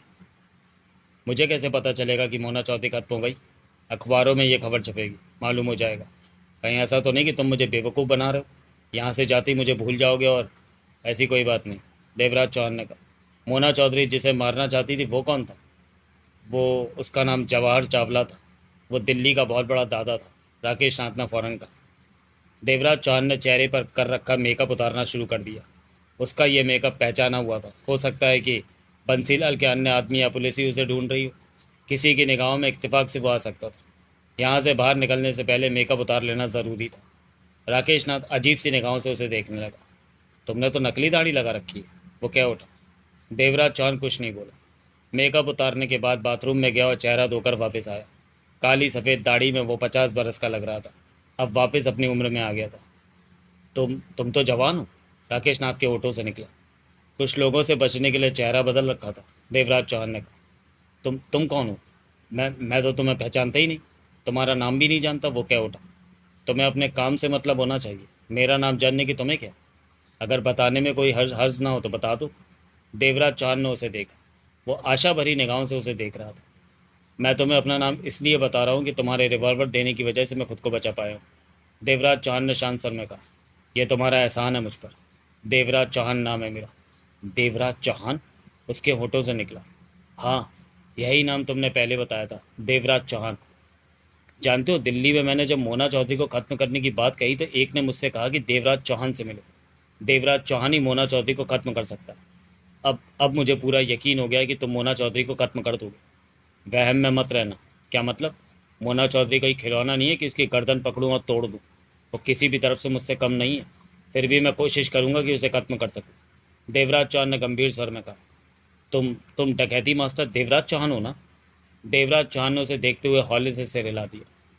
भगवान भी ज़रूरत पड़ने पर कैसी कैसी मुलाकातें करा देता है, राकेश नाथ कह उठा। देवराज चौहान की आंखों के सामने मोना चौधरी का चेहरा नाच उठा। मैं जा रहा हूँ। अपना पता फ़ोन नंबर दे दो ताकि तुमसे बात कर सकूँ, राकेश नाथ ने जल्दी से बोला। मेरे नाम पते की ज़रूरत नहीं। दोबारा हम कभी मिलें ये भी ज़रूरी नहीं, राकेश नाथ ने गंभीरता से सिर हिलाया। अच्छी बात है। मैं यहीं इसी होटल में रहूँगा। जाने कब तक यहाँ रहता हूँ। शायद कभी मेरी ज़रूरत पड़ जाए तुम्हें तो यहाँ आकर देख लेना, राकेश नाथ गंभीर स्वर में कह उठा। देवराज चौहान दरवाजे की तरफ बढ़ा। ये भी ले लो। देवराज चौहान ने पलटकर पीछे देखा। राकेश नाथ के हाथ में रिवॉल्वर थी। मोना चौधरी की रिवॉल्वर है ये? आगे बढ़कर राकेश नाथ ने रिवॉल्वर देवराज चौहान के हाथ में थमा दी। अगर इस रिवॉल्वर से मोना चौधरी को गोली मारोगे तो मेरे बेटे की आत्मा को और भी ज़्यादा अवश्य शांति मिलेगी। देवराज चौहान ने उसे देखा, रिवॉल्वर जेब में डाली और दरवाज़ा खोलते हुए बाहर निकल गया। देवराज चौहान बंगले पर पहुंचा तो सुबह के 4 बजने जा रहे थे। जगमोहन, सोहनलाल और नगीना बंगले पर मौजूद थे और उसके इंतज़ार में जाग रहे थे। आ गए आप? नगीना का चेहरा खुशी से चमक उठा। देवराज चौहान ने हौले से सिर हिलाया। इतनी देर कहाँ लगा दी? जगमोहन ने पूछा। सुबह नींद से उठने पर बताऊंगा। 24 घंटे से भाग दौड़ कर रहे देवराज चौहान ने कहा। मैं सोने जा रहा हूँ। चाय बना दूँ? नगीना ने पूछा। खाना भी तैयार रखा है? नहीं। कहने के साथ ही देवराज चौहान बंगले के भीतरी हिस्से की तरफ बढ़ता चला गया। बंसीलाल बच गया था? पीछे से जगमोहन ने कहना चाहा। नहीं बचा वो, देवराज चौहान चलते चलते बोला। नहीं, नगीना देवराज चौहान के पीछे पीछे चली गई। मैं यहीं नींद ले लेता हूँ, सुबह जाऊँगा, सोहनलाल बोला। जगमोहन ने सोहनलाल को घूरा। और सुबह क्या होती है? हो तो गई सुबह। अभी नहीं हुई। सोहनलाल ने मुस्कुराकर गोली वाली सिगरेट सुलगा ली। तो कब होगी? जगमोहन का सर व्यंग से भर गया। तकड़ी नींद लूँगा, सोया उठूंगा, भाभी के हाथ का नाश्ता करूंगा, तब पता चलेगा कि सुबह हो गई। बहुत कमीना है तू, नाश्ता भी करेगा? खाली पेट यहाँ से जाऊंगा तो क्या तेरे को अच्छा लगेगा? मेहमान को खिला पिला कर भेजना। मेहमान? जगमोहन भड़क उठा। तेरे को बुलाया किसने जो मेहमान बन बैठा? तेरी जान बचा दी, ये क्या कम है? बंसीलाल ने तो तेरे को साफ करा देना था। तो क्या हो गया? मैंने कई बार तेरी जान बचाई है। मेरी जान तूने बचाई है? कब? कहाँ? नींद लेने के बाद बता दूंगा। सोहनलाल ने गहरी सांस ली। मेरा तो मूड ही खराब हुआ पड़ा है। बंसीलाल के यहाँ तिजोरी में बहुत तगड़ा माल था, कीमती हीरे थे। वापसी में ध्यान ही नहीं रहा कि वो लेता चल। खरा नुकसान हो गया। पहले बताता। जगमोहन के होठों से निकला। कम से कम हीरे तो ले ही आते। तूने पूछे ही कहाँ जो मैं बताता। तगड़ा खतरा लेकर वहां गया था, कुछ भी हाथ नहीं लगा। जगमोहन के चेहरे पर सोच के भाव नजर आने लगे। सोहनलाल? हाँ। देवराज चौहान जब आया तो वो कुछ उलझन में लग रहा था। जगमोहन क्या बोला? मुझे तो ऐसा कुछ नहीं लगा। सोहनलाल ने कश लिया। जाने क्यों मुझे ऐसा महसूस हुआ। सो जा, अभी तक जगा पड़ा है, तभी ऐसी बातें कर रहा है। देवराज चौहान भाग दौड़ से थका हुआ है। सोहनलाल ने लापरवाही से कहा। यही तेरे को ऐसा लगा? जगमोहन गहरी सांस लेकर रह गया। देवा देवराज चौहान के नींद से भरे मस्तिष्क से फकीर बाबा की आवाज़ टकराई तो उसकी आंखें फौरन खुल गई। दूसरे ही पल वो उठ बैठा। बगल में नगीना लेटी हुई थी, कमरा खाली था। लेकिन देवराज चौहान जानता था कि उसे धोखा नहीं हुआ। मस्तिष्क से टकराने वाले सर पेशीराम का ही था। उसे उठा पाकर नगीना भी उठ बैठी। क्या हुआ? नगीना ने पूछा। नींद नहीं आ रही? देवराज चौहान ने नगीना पर निगाह मारी।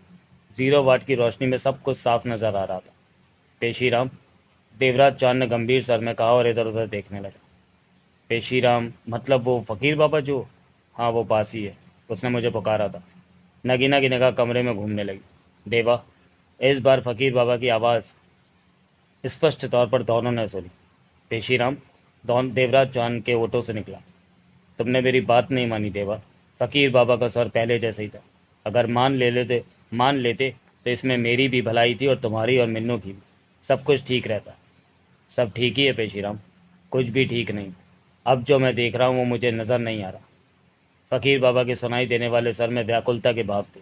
बहुत ही बड़ा अनर्थ होने जा रहा है। कैसा अनर्थ? देवराज चौहान की आंखें सूखी। राकेश नाथ नाम के व्यक्ति से तू वायदा कराया है कि उसके लिए मिन्नों को खत्म करेगा। फ़कीर बाबा के सर में दुख के भाव थे। अब तेरा मिन्नों से झगड़ा होगा, मैं सब देख रहा हूँ। और इस बार मिन्नों के साथ लड़ाई में तेरी मौत हो जाएगी। तेरे इस जन्म का अंत हो जाएगा देवा। यह सब सितारों का खेल है। तेरे भाग्य का खेल अब ज़्यादा दिनों का नहीं है। नहीं बाबा नहीं। नगीना का स्वर कांप उठा। ऐसा नहीं हो सकता। ऐसा ही होगा नगीना बेटी। फकीर बाबा का स्वर व्याकुल था। मैंने सबको समझाया। कहा कि बंसीलाल के पीछे देवा मत जा, वरना मिन्नों से टकराव हो जाएगा और वही होने जा रहा है। देवराज चौहान को बचा लीजिए बाबा। इनके बिना मेरी ज़िंदगी बेकार हो जाएगी। नगीना तड़प उठी थी। तेरी तो एक ज़िंदगी बेकार होगी बेटी। मैं तो इनके 3 जन्मों से भटक रहा हूँ। देवा की मौत के बाद अब मुझे मिन्नों की मौत का इंतज़ार होगा और उसके बाद पुनः दोनों के जन्म लेने का इंतज़ार होगा। फिर इनके बड़े होने का इंतज़ार होगा। उसके बाद इनके चौथे जन्म में मेरी कोशिश पुनः जारी हो जाएगी कि दोनों में दोस्ती कराकर गुरुवर के श्राप से मुक्त हो सकूं। जाने इनके चौथे जन्म में भी मुझे श्राप से मुक्ति मिल पाएगी या ये सिलसिला 5वें जन्म तक चलेगा। ऐसा ना कहो बाबा। नगीना के होठों से हक्का बक्का स्वर निकला। मैं इन्हें मोना चौधरी के सामने से रोक लूंगी। ये मोना चौधरी का मुकाबला नहीं। चुप रहो नगीना। एकाएक देवराज चौहान ने सख्त स्वर में टोका। नगीना ने देवराज चौहान को देखा। आप मेरी ये छोटी सी बात नहीं मान सकते? नगीना की आंखों में पानी चमक उठा। मेरे दिल की हालत को समझिए। मैंने ज़िंदगी में किसी मर्द को स्वीकारा है तो वो सिर्फ आप ही हैं। मैंने आपसे प्यार किया है। मेरी जान तक आप पर कुर्बान है। आपको कुछ हो गया तो? मौत के डर से मैं खामोश नहीं बैठ सकता। देवराज चौहान ने सपाट स्वर में कहा। राकेश नाथ को मैंने वचन दिया है कि उसके लिए मैं मोना चौधरी को खत्म करने की कोशिश। मेरी खातिर? अपनी नगीना की खातिर आप उस वचन को भूल नहीं सकते? तुम्हें अच्छी तरह याद होगा नगीना कि हमें ये बात तय हुई थी कि तुम कभी भी मेरे रास्ते में अड़चन पैदा नहीं करोगी। ज़रूरत पड़ने पर मेरी सहायता अवश्य करोगी। देवराज चौहान के संयंत्र स्वर में गंभीरता थी। और तुम नाजायज़ दबाव डालकर मुझे मेरे काम से रोकने की कोशिश कर रही हो। मैं तो आपकी ज़िंदगी चाहती हूँ। नगीना की आंखों में पानी था। और आप इस वक्त जिस रास्ते पर जाने की तैयारी कर रहे हैं वो रास्ता आपकी जान ले लेगा। मैं सिर्फ कर्म में विश्वास रखता हूँ। आने वाले वक्त में क्या होता है ये सोचना मेरा काम नहीं। मैंने तो सिर्फ यही जाना है कि सच्चे मन से किए गए कर्म इंसान की ज़िंदगी की राहें खुद ब खुद बदल देते हैं। अगर इस काम में मेरी जान जाएगी तो ऊपर वाली की इच्छा से ही ऐसा होगा। माँ वैष्णो की मर्जी से ही ऐसा होगा। किसी इंसान की मर्जी से किसी की जान नहीं जाती। अगर मेरी ज़िंदगी का अंतिम समय आ गया है तो खुद को कमरे में बंद भी कर लूँ तब भी मौत से बच नहीं सकता। नगीना देखती रही देवराज चौहान के गंभीर चेहरे को। तो आप मोना चौधरी के रास्ते पर ज़रूर जाएंगे। नगीना ने चिंता भरे स्वर में कहा। हाँ, बेहतर होगा कि दोबारा मुझे रुकने के लिए मत कहना। देवराज चौहान के स्वर में पक्कापन था। नगीना बेड से उतरी और बड़ी लाइट ऑन कर दी। दोनों ने भरपूर निगाहों से एक दूसरे को देखा। अब नगीना के चेहरे के भाव बदलने लगे थे। तो आपको मेरी एक बात माननी होगी, नगीना ने देवराज चौहान की आंखों में झांका। क्या? इस काम में मैं आपका साथ कदम से कदम मिलाकर चलूंगी। आप इनकार नहीं करेंगे? तुम मेरे साथ रहोगी? देवराज चौहान के होठों से निकला। क्या आपको मेरी लड़ाई की कला पर शक है? नहीं, ये बात नहीं। मैं फिर आगे कुछ मत कहिए, मैं आपके साथ रहूँगी। नगीना की आवाज़ में दृढ़ता आ गई।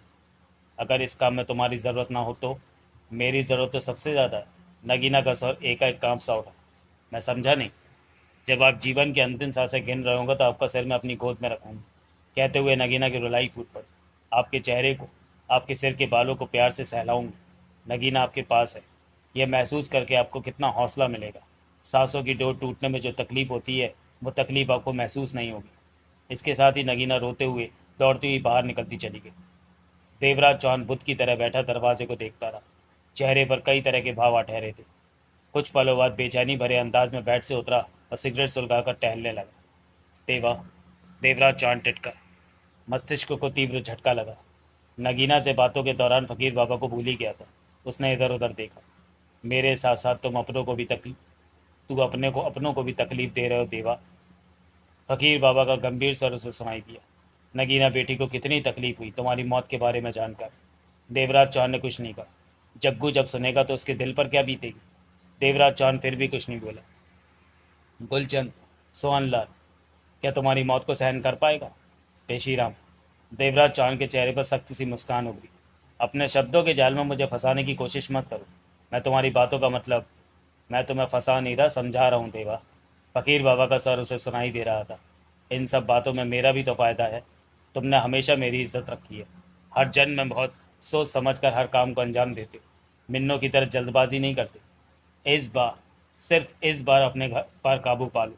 यह बुरा वक्त निकल जाने दो। 2 महीने बाद बुरे सितारे कुछ दिन के लिए शून्य में खो जाएंगे। तब अच्छे ग्रह सामने आ जाएंगे। उस वक्त में तुम्हारी और मिन्नों की दोस्ती हो सकती है। देवराज चौहान के चेहरे पर वैसी ही मुस्कान उभरी रही। मेरी बात मान जाओ देवा। मेरे मुकाबले पर कोई दूसरा होता तो तुम्हारी बात पर मैं गंभीरता से अवश्य विचार करता, लेकिन मोना चौधरी के सामने होने पर मैं सोचने की ज़रूरत नहीं समझता। देवराज चौहान ने कहा। राकेश नाथ से जो वायदा किया है वो मुझे पूरा करना है। उसके बेटे को मोना चौधरी ने मार। मैं जानता था कि तू मेरी बात नहीं मानेगा। बुरे सितारे तुझे मेरी बात मानने ही नहीं देंगे। दुनिया में झगड़ा कायम रखकर बुरे सितारे अपना वजूद बनाए हुए। ये सब करना तो उनका काम है। तुम या मिन्नो कुछ नहीं कर रहे अपनी मर्जी से। ये सब तो बुरे सितारे तुम दोनों से करा रहे। मिन्नो से तुम्हारा झगड़ा हो, इसके लिए पहले बुरे सितारों ने थापर और फिर बंसीलाल को माध्यम बनाकर घटनाक्रम को जन्म देते हुए तुम्हें उस राकेश नाथ तक पहुंचा दिया जहां से सीधा रास्ता मिन्नो तक जाता है। देवराज चौहान कुछ नहीं बोले। मैं जा रहा हूँ देवा। फकीर बाबा का परेशान सा स्वर अब देवराज चौहान को सुनने को मिला। अभी भी वक्त तुम्हारे हाथ में। भविष्य की छोटी सी झलक तुम्हें दिखा दी है कि जिस रास्ते पर तुम चल रहे हो इसमें आगे जाकर क्या होगा। बहुत समझदार हो तुम। अपना अच्छा बुरा सोच लेना। मैं तो चाहता हूँ कि तुम में और मिन्नों में दोस्ती हो जाए और 3 जन्मों पूर्व मिले गुरुवर के शाप से मुझे मुक्ति मिल जाए। बुरे सितारों की धोखेबाजी में, उनकी चालों में मत फंसो। लेकिन तुम इंसान हो। इंद्रियों पर काबू पा लेना इंसान के लिए असंभव हो जाता है जब बुरे सितारे इंसान को अपने प्रभाव में ले लेते हैं। देवराज चौहान के पास कहने को कुछ नहीं था। कई पलों की लंबी खामोशी छा गई। पेशीराम। कुछ देर बाद देवराज चौहान बोला, लेकिन कोई जवाब नहीं आया। जा चुका था फकीर बाबा। चेहरे पर गंभीरता समेटे देवराज चौहान धीमे धीमे कमरे में टहलने लगा। वो जानता था कि उसकी मौत के बारे में पेशीराम बहुत खतरनाक बात कह गया और मौत के डर से कदम वापस उठाना उसने नहीं सीखा था। देवराज चौहान की आंख देर से खुली। जब नहा धोकर तैयार हुआ तो दिन के 11 बज रहे थे। इस बीच नगीना कई बार सामने पड़ी, परंतु उसके चेहरे पर सामान्य भाव ही रहे। तैयार हो गए आप? नगीना कमरे में प्रवेश करते हुए कह उठी। मैं नाश्ता तैयार कर देती हूँ। बाकी लोग कहाँ हैं? हॉल में हैं, नाश्ता कर चुके हैं सब। कहने के साथ ही नगीना बाहर निकल गई। देवराज चौहान हॉल में पहुंचा। वहाँ जगमोहन सोहनलाल के अलावा बाकेलाल राठौर और रुस्तम राव भी थे। देवराज चौहान उन्हें देखकर मुस्कुराया। देवराज चौहान। बाकेलाल राठौर का हाथ मूंछ पर पहुंचा। रात को तने बंसीलाल को वडी दो। देवराज चौहान सोफा चेयर पर बैठते हुए बोला। रेस्टोरेंट में जब मैं बाहर निकला तो गोलियां कैसे चली? हम थे वहाँ पे। बाकी लाल लौट क्या उठा। बंसी लालों की फौज थारे पीछे जानो को होवे कि हमने उन्हों की कारों की फूंक निकाल दी, टायर वट के। लेकिन बाद में एक कार बाद लेकिन बाद में एक कार को बाहर घिसकेला। रुस्तम राव बोला। हाँ, शायद उन्हीं लोगों से मुझे मुकाबला करना पड़ा। देवराज चौहान ने गहरी सांस ली। उस कार में 4 लोग थे। 2 तो जल्दी ही मेरी गोलियों का निशाना बन गए। बाकी 2 से मुझे मुकाबला करना पड़ा। एक से निपटने में तो मुझे भारी दिक्कत का सामना करना पड़ा। जो भी हो वो, मैदान तो मार ले हो। किस्सा खत्म हो गया बंसीलाल का। तभी नगीना देवराज चौहान का नाश्ता ले आई। बातों के दौरान चौहान नाश्ता करने लगा। इस बीच वो महसूस कर रहा था कि जगमोहन लाल और सोहन लाल खामोश से, व्याकुल से। तुम दोनों किस सोच में हो? देवराज चौहान ने उन्हें देखा। दोनों ने देवराज चौहान को देखा, फिर आपस में। सोहन लाल ने गोली वाली सिगरेट सुलगा ली। तुम मोना चौधरी को खत्म करने जा रहे हो? तो जगमोहन ने असहज स्वर में कहा। देवराज चौहान की निगाह फौरन नगीना पर गई। जवाब में नगीना मुस्कुराई और सहमति में सिर हिला दिया। यानी कि नगीना ने नाराज वाली बात बता दी है। देवराज चौहान समझ गया कि इसी वजह से बाके और रुस्तम राव यहाँ हैं। हाँ। देवराज चौहान ने जगमोहन को देखा। पेशीराम ने तुमसे कहा कि अब की बार के टकराव में तुम्हारी जान चली जाएगी। हाँ। देवराज चौहान के होठों पर शांत मुस्कान उभरी। पेशीराम ने यह भी कहा कि अगर मोना चौधरी को ख़त्म करने का विचार छोड़ दो तो ये वक्त टल जाएगा। हाँ। तो तुम्हें मोना चौधरी से टकराव का ख्याल छोड़ देना चाहिए। जगमोहन गुस्से से कह उठा। क्यों? देवराज चौहान के चेहरे पर मुस्कान बराबर कायम थी। छोटा सा बच्चा भी समझ सकता है कि क्यों। जगमोहन का सर उखड़ा हुआ था। जब पहले ही मालूम हो कि इस रास्ते पर आगे खाई पड़ेगी और उसमें गिरकर जान चली जाती है, तो उस रास्ते पर जाने का क्या फ़ायदा? इस बार मोना चौधरी के रास्ते पर जाने का विचार तुम्हें फ़ौरन छोड़ देना चाहिए। जगमोहन ठीक ही कहेला बाप। रुस्तम राव कह उठा। फिर कभी देखेला मोना चौधरी को। हम तो मोना चौधरी को वट के रखते हो। बाकेलाल राठौर कह उठा। पर मारे को वटने की जल्दी ना होवे। 2-4 महीने ठहरो। ठहरो के वडो उसको। वो भागो तो न जावे कहीं पे। देवराज चौहान की निगाह उन दोनों पर गई। मैं 2-4 महीने का इंतज़ार करना ठीक नहीं समझता। देवराज चौहान बोला। जब तुम्हें मालूम है कि इस वक्त मोना चौधरी की तरफ पड़ने से तुम्हारी जान जाएगी, तो तुम्हें रुक जाना चाहिए। सोहनलाल गंभीर स्वर में बोला। पेशीराम का कहना कभी भी झूठ झूठ नहीं होता, ये तुम भी जानते हो। इस तरह आत्महत्या करना कहाँ की समझदारी है? मैं रात को भी अपनी ज़िंदगी से हाथ धो सकता था। देवराज चौहान ने गंभीर स्वर में कहा। मेरे रिवॉल्वर की गोलियां खत्म हो गई थी और हालात ऐसे थे कि बचने का कोई रास्ता नहीं था। ऐसे बुरे वक्त पर राकेश नाथ ने मुझे रिवॉल्वर देकर मुझ पर एहसान किया, लेकिन रिवॉल्वर देने से पहले उसने मुझसे वायदा ले लिया था कि मैं उसका कहा काम करूंगा, और वो काम मोना चौधरी को ख़त्म करने का है। जगमोहन तीखे स्वर में कह उठा। हाँ, गलत कह रहे हो तुम। वो काम मोना चौधरी को ख़त्म करने का नहीं बल्कि तुम्हारे आत्महत्या करने का है। जगमोहन तेज स्वर में कह उठा। पेशीराम ने तुमसे जो कहा है तुम्हें अच्छी तरह याद है। मौत के डर से मैं वायदे को नहीं तोड़ तुम वायदे को नहीं तोड़ सकते। तेज स्वर ही था जगमोहन का। लेकिन हमारे दिलों को तोड़ सकते हो। सारी ज़िंदगी तुम हमारे लिए सपना बनकर रह जाओ और हम खुद को बिना हाथों के महसूस करते रहें। रातों को नींद न ले सकें, दिन में कुछ करने का मन ना करे। हम क्या तुम्हारी जुदाई सह सकते हैं? तुम हर बार अपनी मर्जी करते हो। मैंने तुम्हें कभी कुछ नहीं कहा, लेकिन इस बार तुम्हारी मर्जी नहीं चलने देंगे, क्योंकि तुम्हारी ज़िंदगी का सवाल है। हमारा भी तो हक है तुम पर। कम से कम इतना तो हक है कि तुम कुएं में गिरने लगो तो तुम्हें बचा सकें। जगमोहन को देखते हुए देवराज चौहान के चेहरे पर मुस्कान फैल गई। जगमोहन ठीक कह रहा है। सोहनलाल ने व्याकुलता से कहा। जान से ज़्यादा कीमती कुछ नहीं होता। वायदा किया तो उसे वहीं तक निभाना चाहिए जहाँ तक अपनी जान सलामत रहे। सोहनलाल बिल्कुल फिट कहेला बाप। रुस्तम राव ने कहा। पहले जान फिर जान होइला। मारे को कुछ कहने को इजाज़त दो। बाकेलाल राठौर गंभीर स्वर में क्या उठे। हम थारे को नहीं रोको। थारे से एक कदम आगे चलो। मोना चौधरी की तरफ तुम देखो, अब मोना चौधरी को पढ़ो। बस। हम तो सिर्फ यही कहो कि 2-4 महीनों के सब्र के बादो ये सब वो कर लो। मैं इस मौत के डर से रुकना मैं पसंद नहीं करता।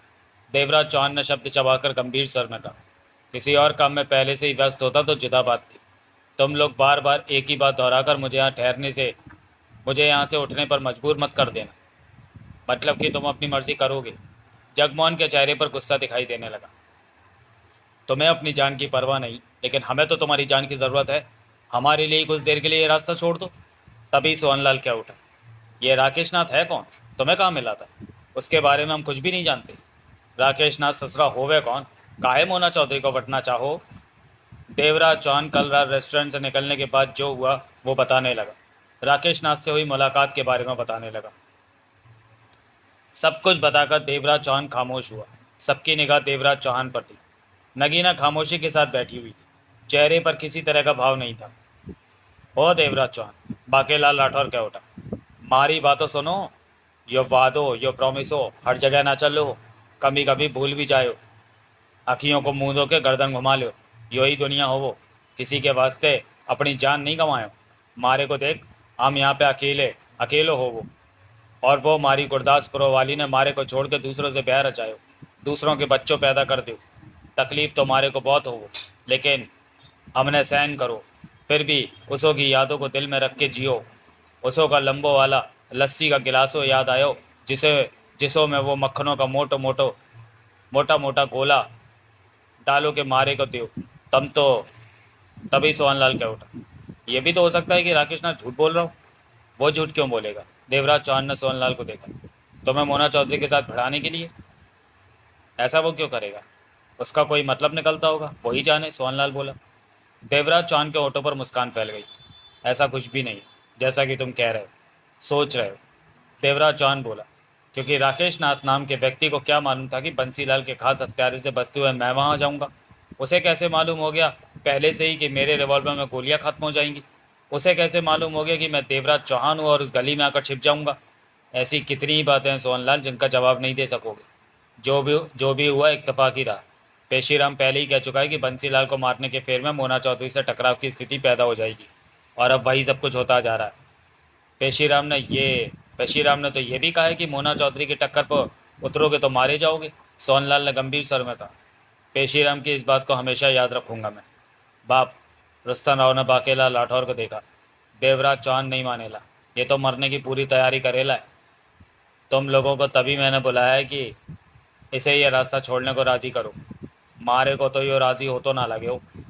आप उनने तो ये बात पहले ही कहला है कि देवराज चौहान किसी की बात नहीं मानो। जगमोहन के चेहरे पर सख्ती छाई हुई थी। सोहनलाल ने जगमोहन को देखा। अब तुम क्या करोगे? जगमोहन ने बेहद गंभीर शब्दों में देवराज चौहान से पूछा। मैं आज ही दिल्ली के लिए रवाना हो जाऊंगा, देवराज चौहान ने पक्के स्वर में कहा।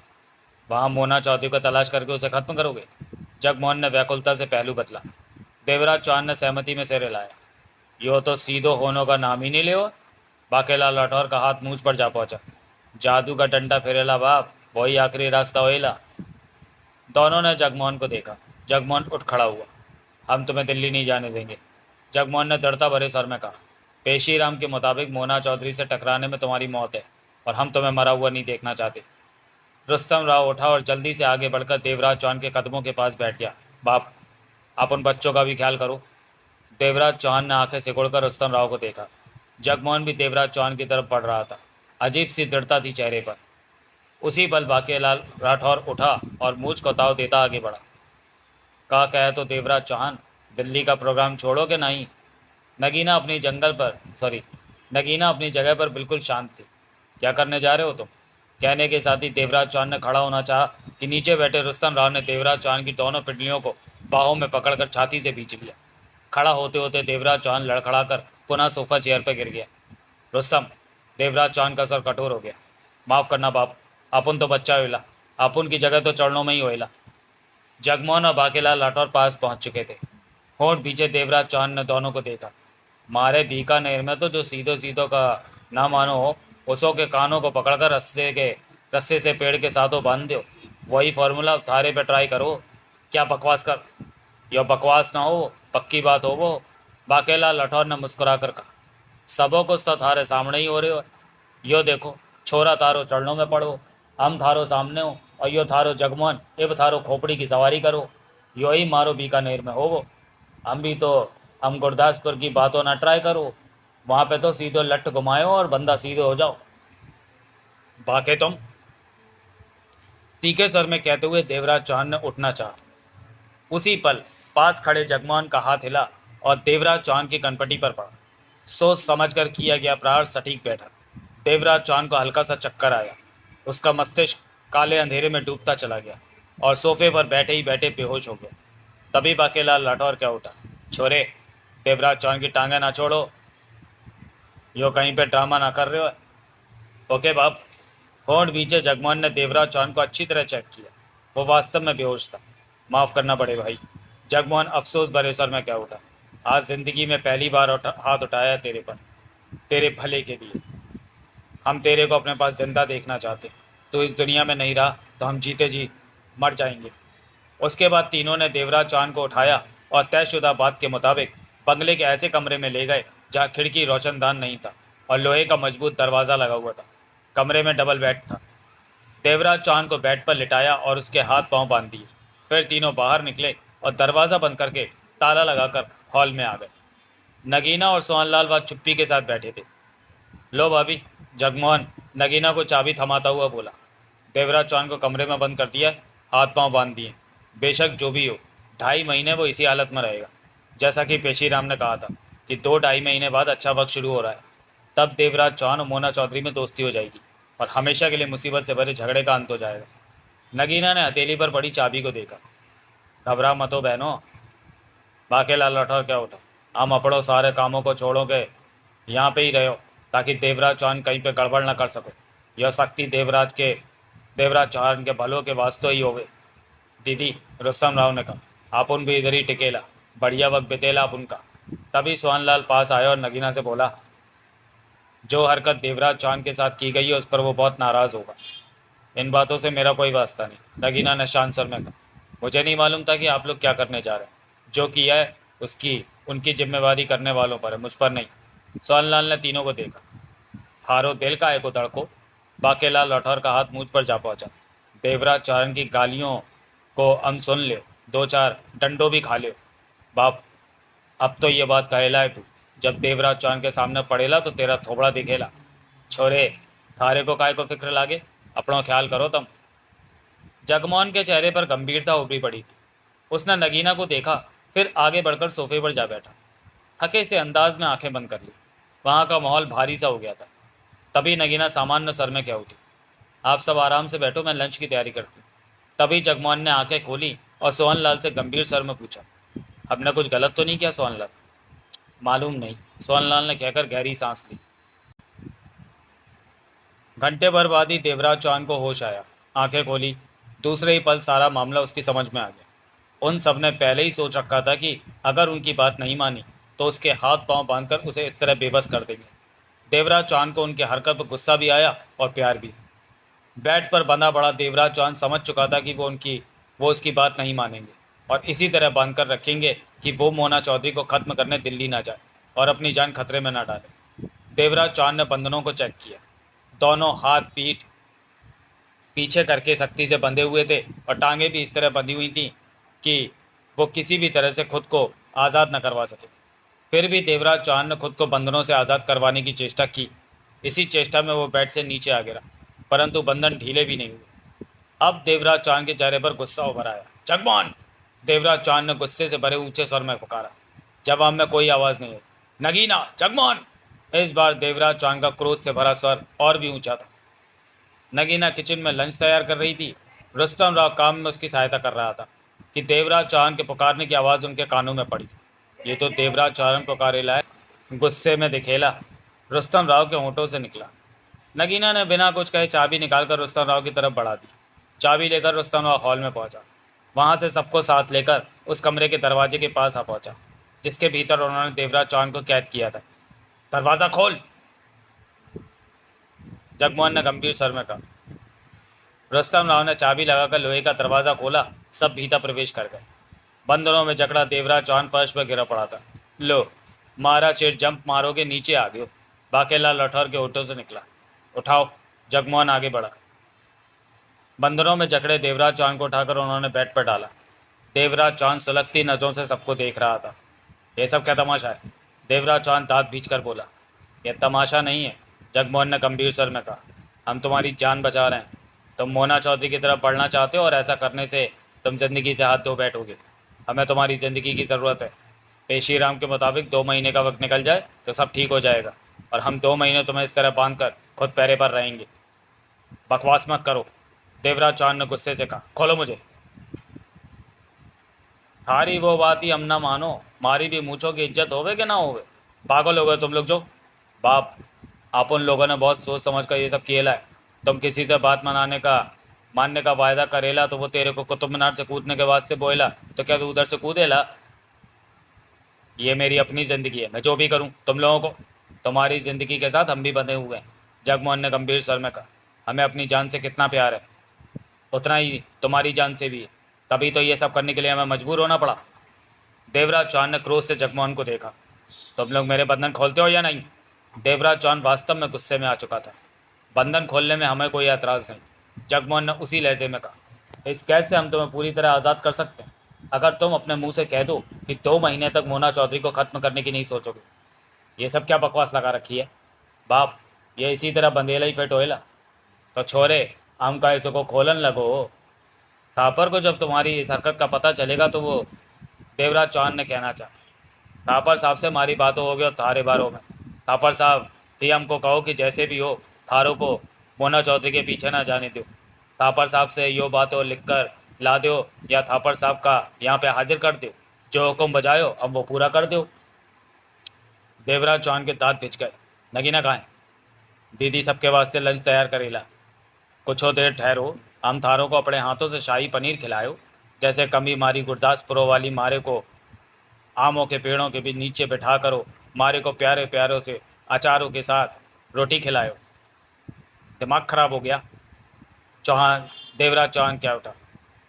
बाहर चलो भाई, मारे को शाही पनीरों की भूख लगे हो। बाकेलाल अठौर का हाथ अपनी मूंछ पर पहुंच गया। नगीना बहन, खानो बहुत बढ़िया बनायो। चाबी रखेला दीदी। किचन में प्रवेश करते रुस्तम राव बोला। काम में व्यस्त नगीना पलटी और चाबी लेते हुए कहा, क्या कह रहे थे? खोलने के वास्ते कहला देवराज चौहान। उसे बोला कि वो मोना चौधरी के पीछे नहीं जाएला तो उसे खोएला, पर वो नहीं मानेला। रुस्तम राव ने गहरी सांस ली। हाथ पांव बंधे होने की वजह से उन्हें तकलीफ हो रही होगी। वो तो होएला दीदी, पर यह तकलीफ बेटर होएला जान जाने से। नगीना ने कुछ नहीं कहा, काम में व्यस्त हो गई। लंच तैयार हो चुका था। दिन बीत चुका था। देवराज चौहान कमरे में ही रहा, बंधनों में कैद। लंच और अब डिनर उसे खिला दिया था। इस बीच नगीना एक बार भी देवराज चौहान के सामने नहीं गई थी। देवराज चौहान क्रोध में झल्लाया हुआ था। दिन भर वो बंदरों को खोलने की भरपूर चेष्टा कर चुका था, परंतु मजबूत बंदरों की वजह से उसे सफलता नहीं मिली। गंभीरता में डूबे जगमोहन ने फिर कोशिश की थी कि देवराज चौहान कह दे कि 2 महीने वो मोना चौधरी से दूर रहेगा, ताकि वो उसके बंधन खोलकर उस पर से पहरा हटाया जा सके। परंतु देवराज चौहान ने सख्ती से उसकी बात मानने से इनकार कर दिया था। सोहनलाल ने भी पूरी कोशिश की कि वो अपनी बात से पीछे हट जाए, परंतु कोई फायदा नहीं हुआ। रात के 11 बज रहे थे जब कमरा बंद करके वो सब नींद लेने के लिए चले गए थे। दिन भर से बंगले में उठने वाला शोर अब थम सा गया था। रात के 2:30 बज रहे थे। देवराज चौहान की आंखों में नींद नहीं थी। उसकी हर सोच इस तरफ थी कि वो कैसे यहाँ से आज़ाद हो। इतना तो वो महसूस कर चुका था कि ये लोग उसे यहाँ से निकलने नहीं देंगे। लंबे समय से हाथ पांव बंधे होने की वजह से जिस्म अकड़ता सा महसूस हो रहा था। शरीर के कई हिस्सों में दर्द भर आया था। उसी पल देवराज चौहान की आंखें सिकुड़ी। रात के गहरे सन्नाटे में दरवाजे का ताला खोले जाने की मध्यम सी आवाज़ उसने सुनी थी। नजर दरवाजे पर जा टिकी। धीरे धीरे बेआवाज सा दरवाज़ा खोला जा रहा था। दरवाज़ा खुला। अंधेरे में जो साया चमका, देवराज चौहान ने फौरन पहचाना, वो नगीना थी। देवराज चौहान की सिकुड़ चुकी आंखें नगीना पर ही रही। कमरे में 0 वाट का बल्ब रोशन था। ऐसे में मध्यम सा सब कुछ साफ साफ नजर आ रहा था। नगीना पास आकर बेड के पास बैठ गई। सभी ठिठक गई। मैं जानती थी आप जाग रहे होंगे, नगीना ने धीमे स्वर में कहा। देवराज चौहान कुछ नहीं बोला। नगीना ने हाथ में दबा चाकू आगे किया और देखते ही देखते उसके हाथ पांव के बंधनों को काट दिया। देवराज चौहान ने हाथ पांव को सीधा किया और फिर बेड से उतरकर हाथ पांव हिलाने लगा। उन सब ने आपके साथ जो भी किया उसके बारे में मुझे पहले से कोई खबर नहीं थी, नगीना ने गंभीर स्वर में कहा। अगर मालूम होता तो आपको पहले ही बता देती। देवराज चौहान ने जेब से पैकेट निकालकर सिगरेट सुलगाई। मेरे बंधन खोलने का मतलब जानती हो नगीना? देवराज चौहान का स्वर शांत था। मैं तो सिर्फ इतना जानती हूँ कि जब मैंने खुद को आपके हवाले किया था, आपको अपना माना था, तो तब ये कहा था कि मैं कभी भी आपके कामों में रुकावट पैदा नहीं करूँगी। ज़रूरत पड़ने पर आपकी सहायता ही करूँगी। मेरे वो शब्द ही मेरा धर्म है, मेरा फ़र्ज़ है। इन बंधनों को काटकर मैंने अपना धर्म और फ़र्ज़ निभाया। नगीना ने गंभीर स्वर में कहा। आगे वही होगा जो भगवान को मंजूर होगा। देवराज चौहान की निगाह नगीना पर जा टिकी। मैं आपको किसी काम से रोक नहीं रही, सिर्फ कह रही हूँ कि उन सब ने आपको बांधकर कैद में डाल दिया तो ऐसा उन्होंने आपके भले के लिए किया। वो सब आपको चाहते हैं। उन्हें गुस्सा होने की ज़रूरत नहीं। अगर मैं अपने धर्म और फर्ज में ना बंधी होती तो कभी भी आपके बंधन ना काटती। तुम कहना क्या चाहती? अभी भी सब कुछ आपके हाथ में है। नगीना का स्वर शांत गंभीर ही था। और मेरी इच्छा है कि 2 ढाई महीने आप मोना चौधरी को अपनी सोचों से निकाल दें। ये नहीं हो सकता। मौत के डर से मैंने अपने कदम रोके तो मुझे अपना अस्तित्व हिलता सा महसूस होने लगेगा। मेरा विश्वास हिल जाएगा, बिखर जाएगा, जो कि फिर कभी इकट्ठा नहीं होगा। देवराज चौहान अपने शब्दों पर जोर देकर गंभीर स्वर में बोला, हमेशा ही मेरा एक कदम जिंदगी की राह पर और दूसरा कदम मौत की राह पर रहा है। जिस तरह मैंने अपनी तमाम उम्र बिताई है, उसी तरह जिंदगी के अंत तक पहुंचूंगा। मौत का डर मेरे कदमों को नहीं रोक सकता। मैं आपके साथ हूँ। नगीना के सर में किसी तरह का भाव नहीं था। तुम तुम साथ चलोगी मेरे? हाँ, नगीना ने भावहीन स्वर में कहा। यह बात हम में तय हो चुकी है। मैं आपके साथ चलूंगी, आपके साथ ही रहूंगी, जीवन के अंत तक आपका साथ दूंगी, अपने फर्ज और धर्म का निर्वाह पूरी तरह करूंगी। दिल्ली में तुम्हारे लिए भी खतरा हो सकता है नगीना। जोधा सिंह की बेटी को आप खतरे का डर दिखाकर फिजूल की बात कर रहे हैं। देवराज चौहान ने हौले से सिर हिला दिया। सिर से पांव तक वो गंभीरता में डूबा हुआ था। कब चलना चाहेंगे आप? अभी। देवराज चौहान के होठ भिज गए। अगर जगमोहन सोनलाल बाके और रुस्तम राव को मालूम हो गया कि मैं यहाँ से जा रहा हूँ तो वो ढेरों रुकावटें पैदा करके मेरे लिए परेशानी खड़ी कर देंगे। तुम यहाँ से चलने की तैयारी करो। हमारा अब यहाँ ज़्यादा देर रुकना ठीक नहीं। सब तैयारी कर चुकी हूँ मैं। नगीना ने देवराज चौहान की बाँह पकड़ ली। स्वर में हल्का सा कंपन उभरा। फिर आवाज़ सामान्य हो गई। जानती थी आप रुकेंगे नहीं। तैयारी में हर वो सामान मौजूद है जिसकी ज़रूरत आपको पड़ सकती है, और सारा सामान पोर्च में खड़ी कार में रख भी दिया है। देवराज चौहान ने गंभीर निगाहों से नगीना को देखा, फिर धीमे स्वर में कह उठा, चलो। दोनों बे आवाज़ कदमों से कमरे से निकले। फिर बंगले से पोर्च में खड़ी कार को ढकेल कर बंगले के गेट से बाहर ले आए कि कार का इंजन स्टार्ट होने पर वो सब नींद से न उठ जाए। उसके बाद कार स्टार्ट करके आगे बढ़ा दी। हर तरफ रात की सुनसानी छाई हुई थी। तो चलिए दोस्तों, वीडियो को यहीं समाप्त करते हैं और मिलते हैं पहली चोट के अगले भाग में, अगले वीडियो में। तब तक के लिए धन्यवाद।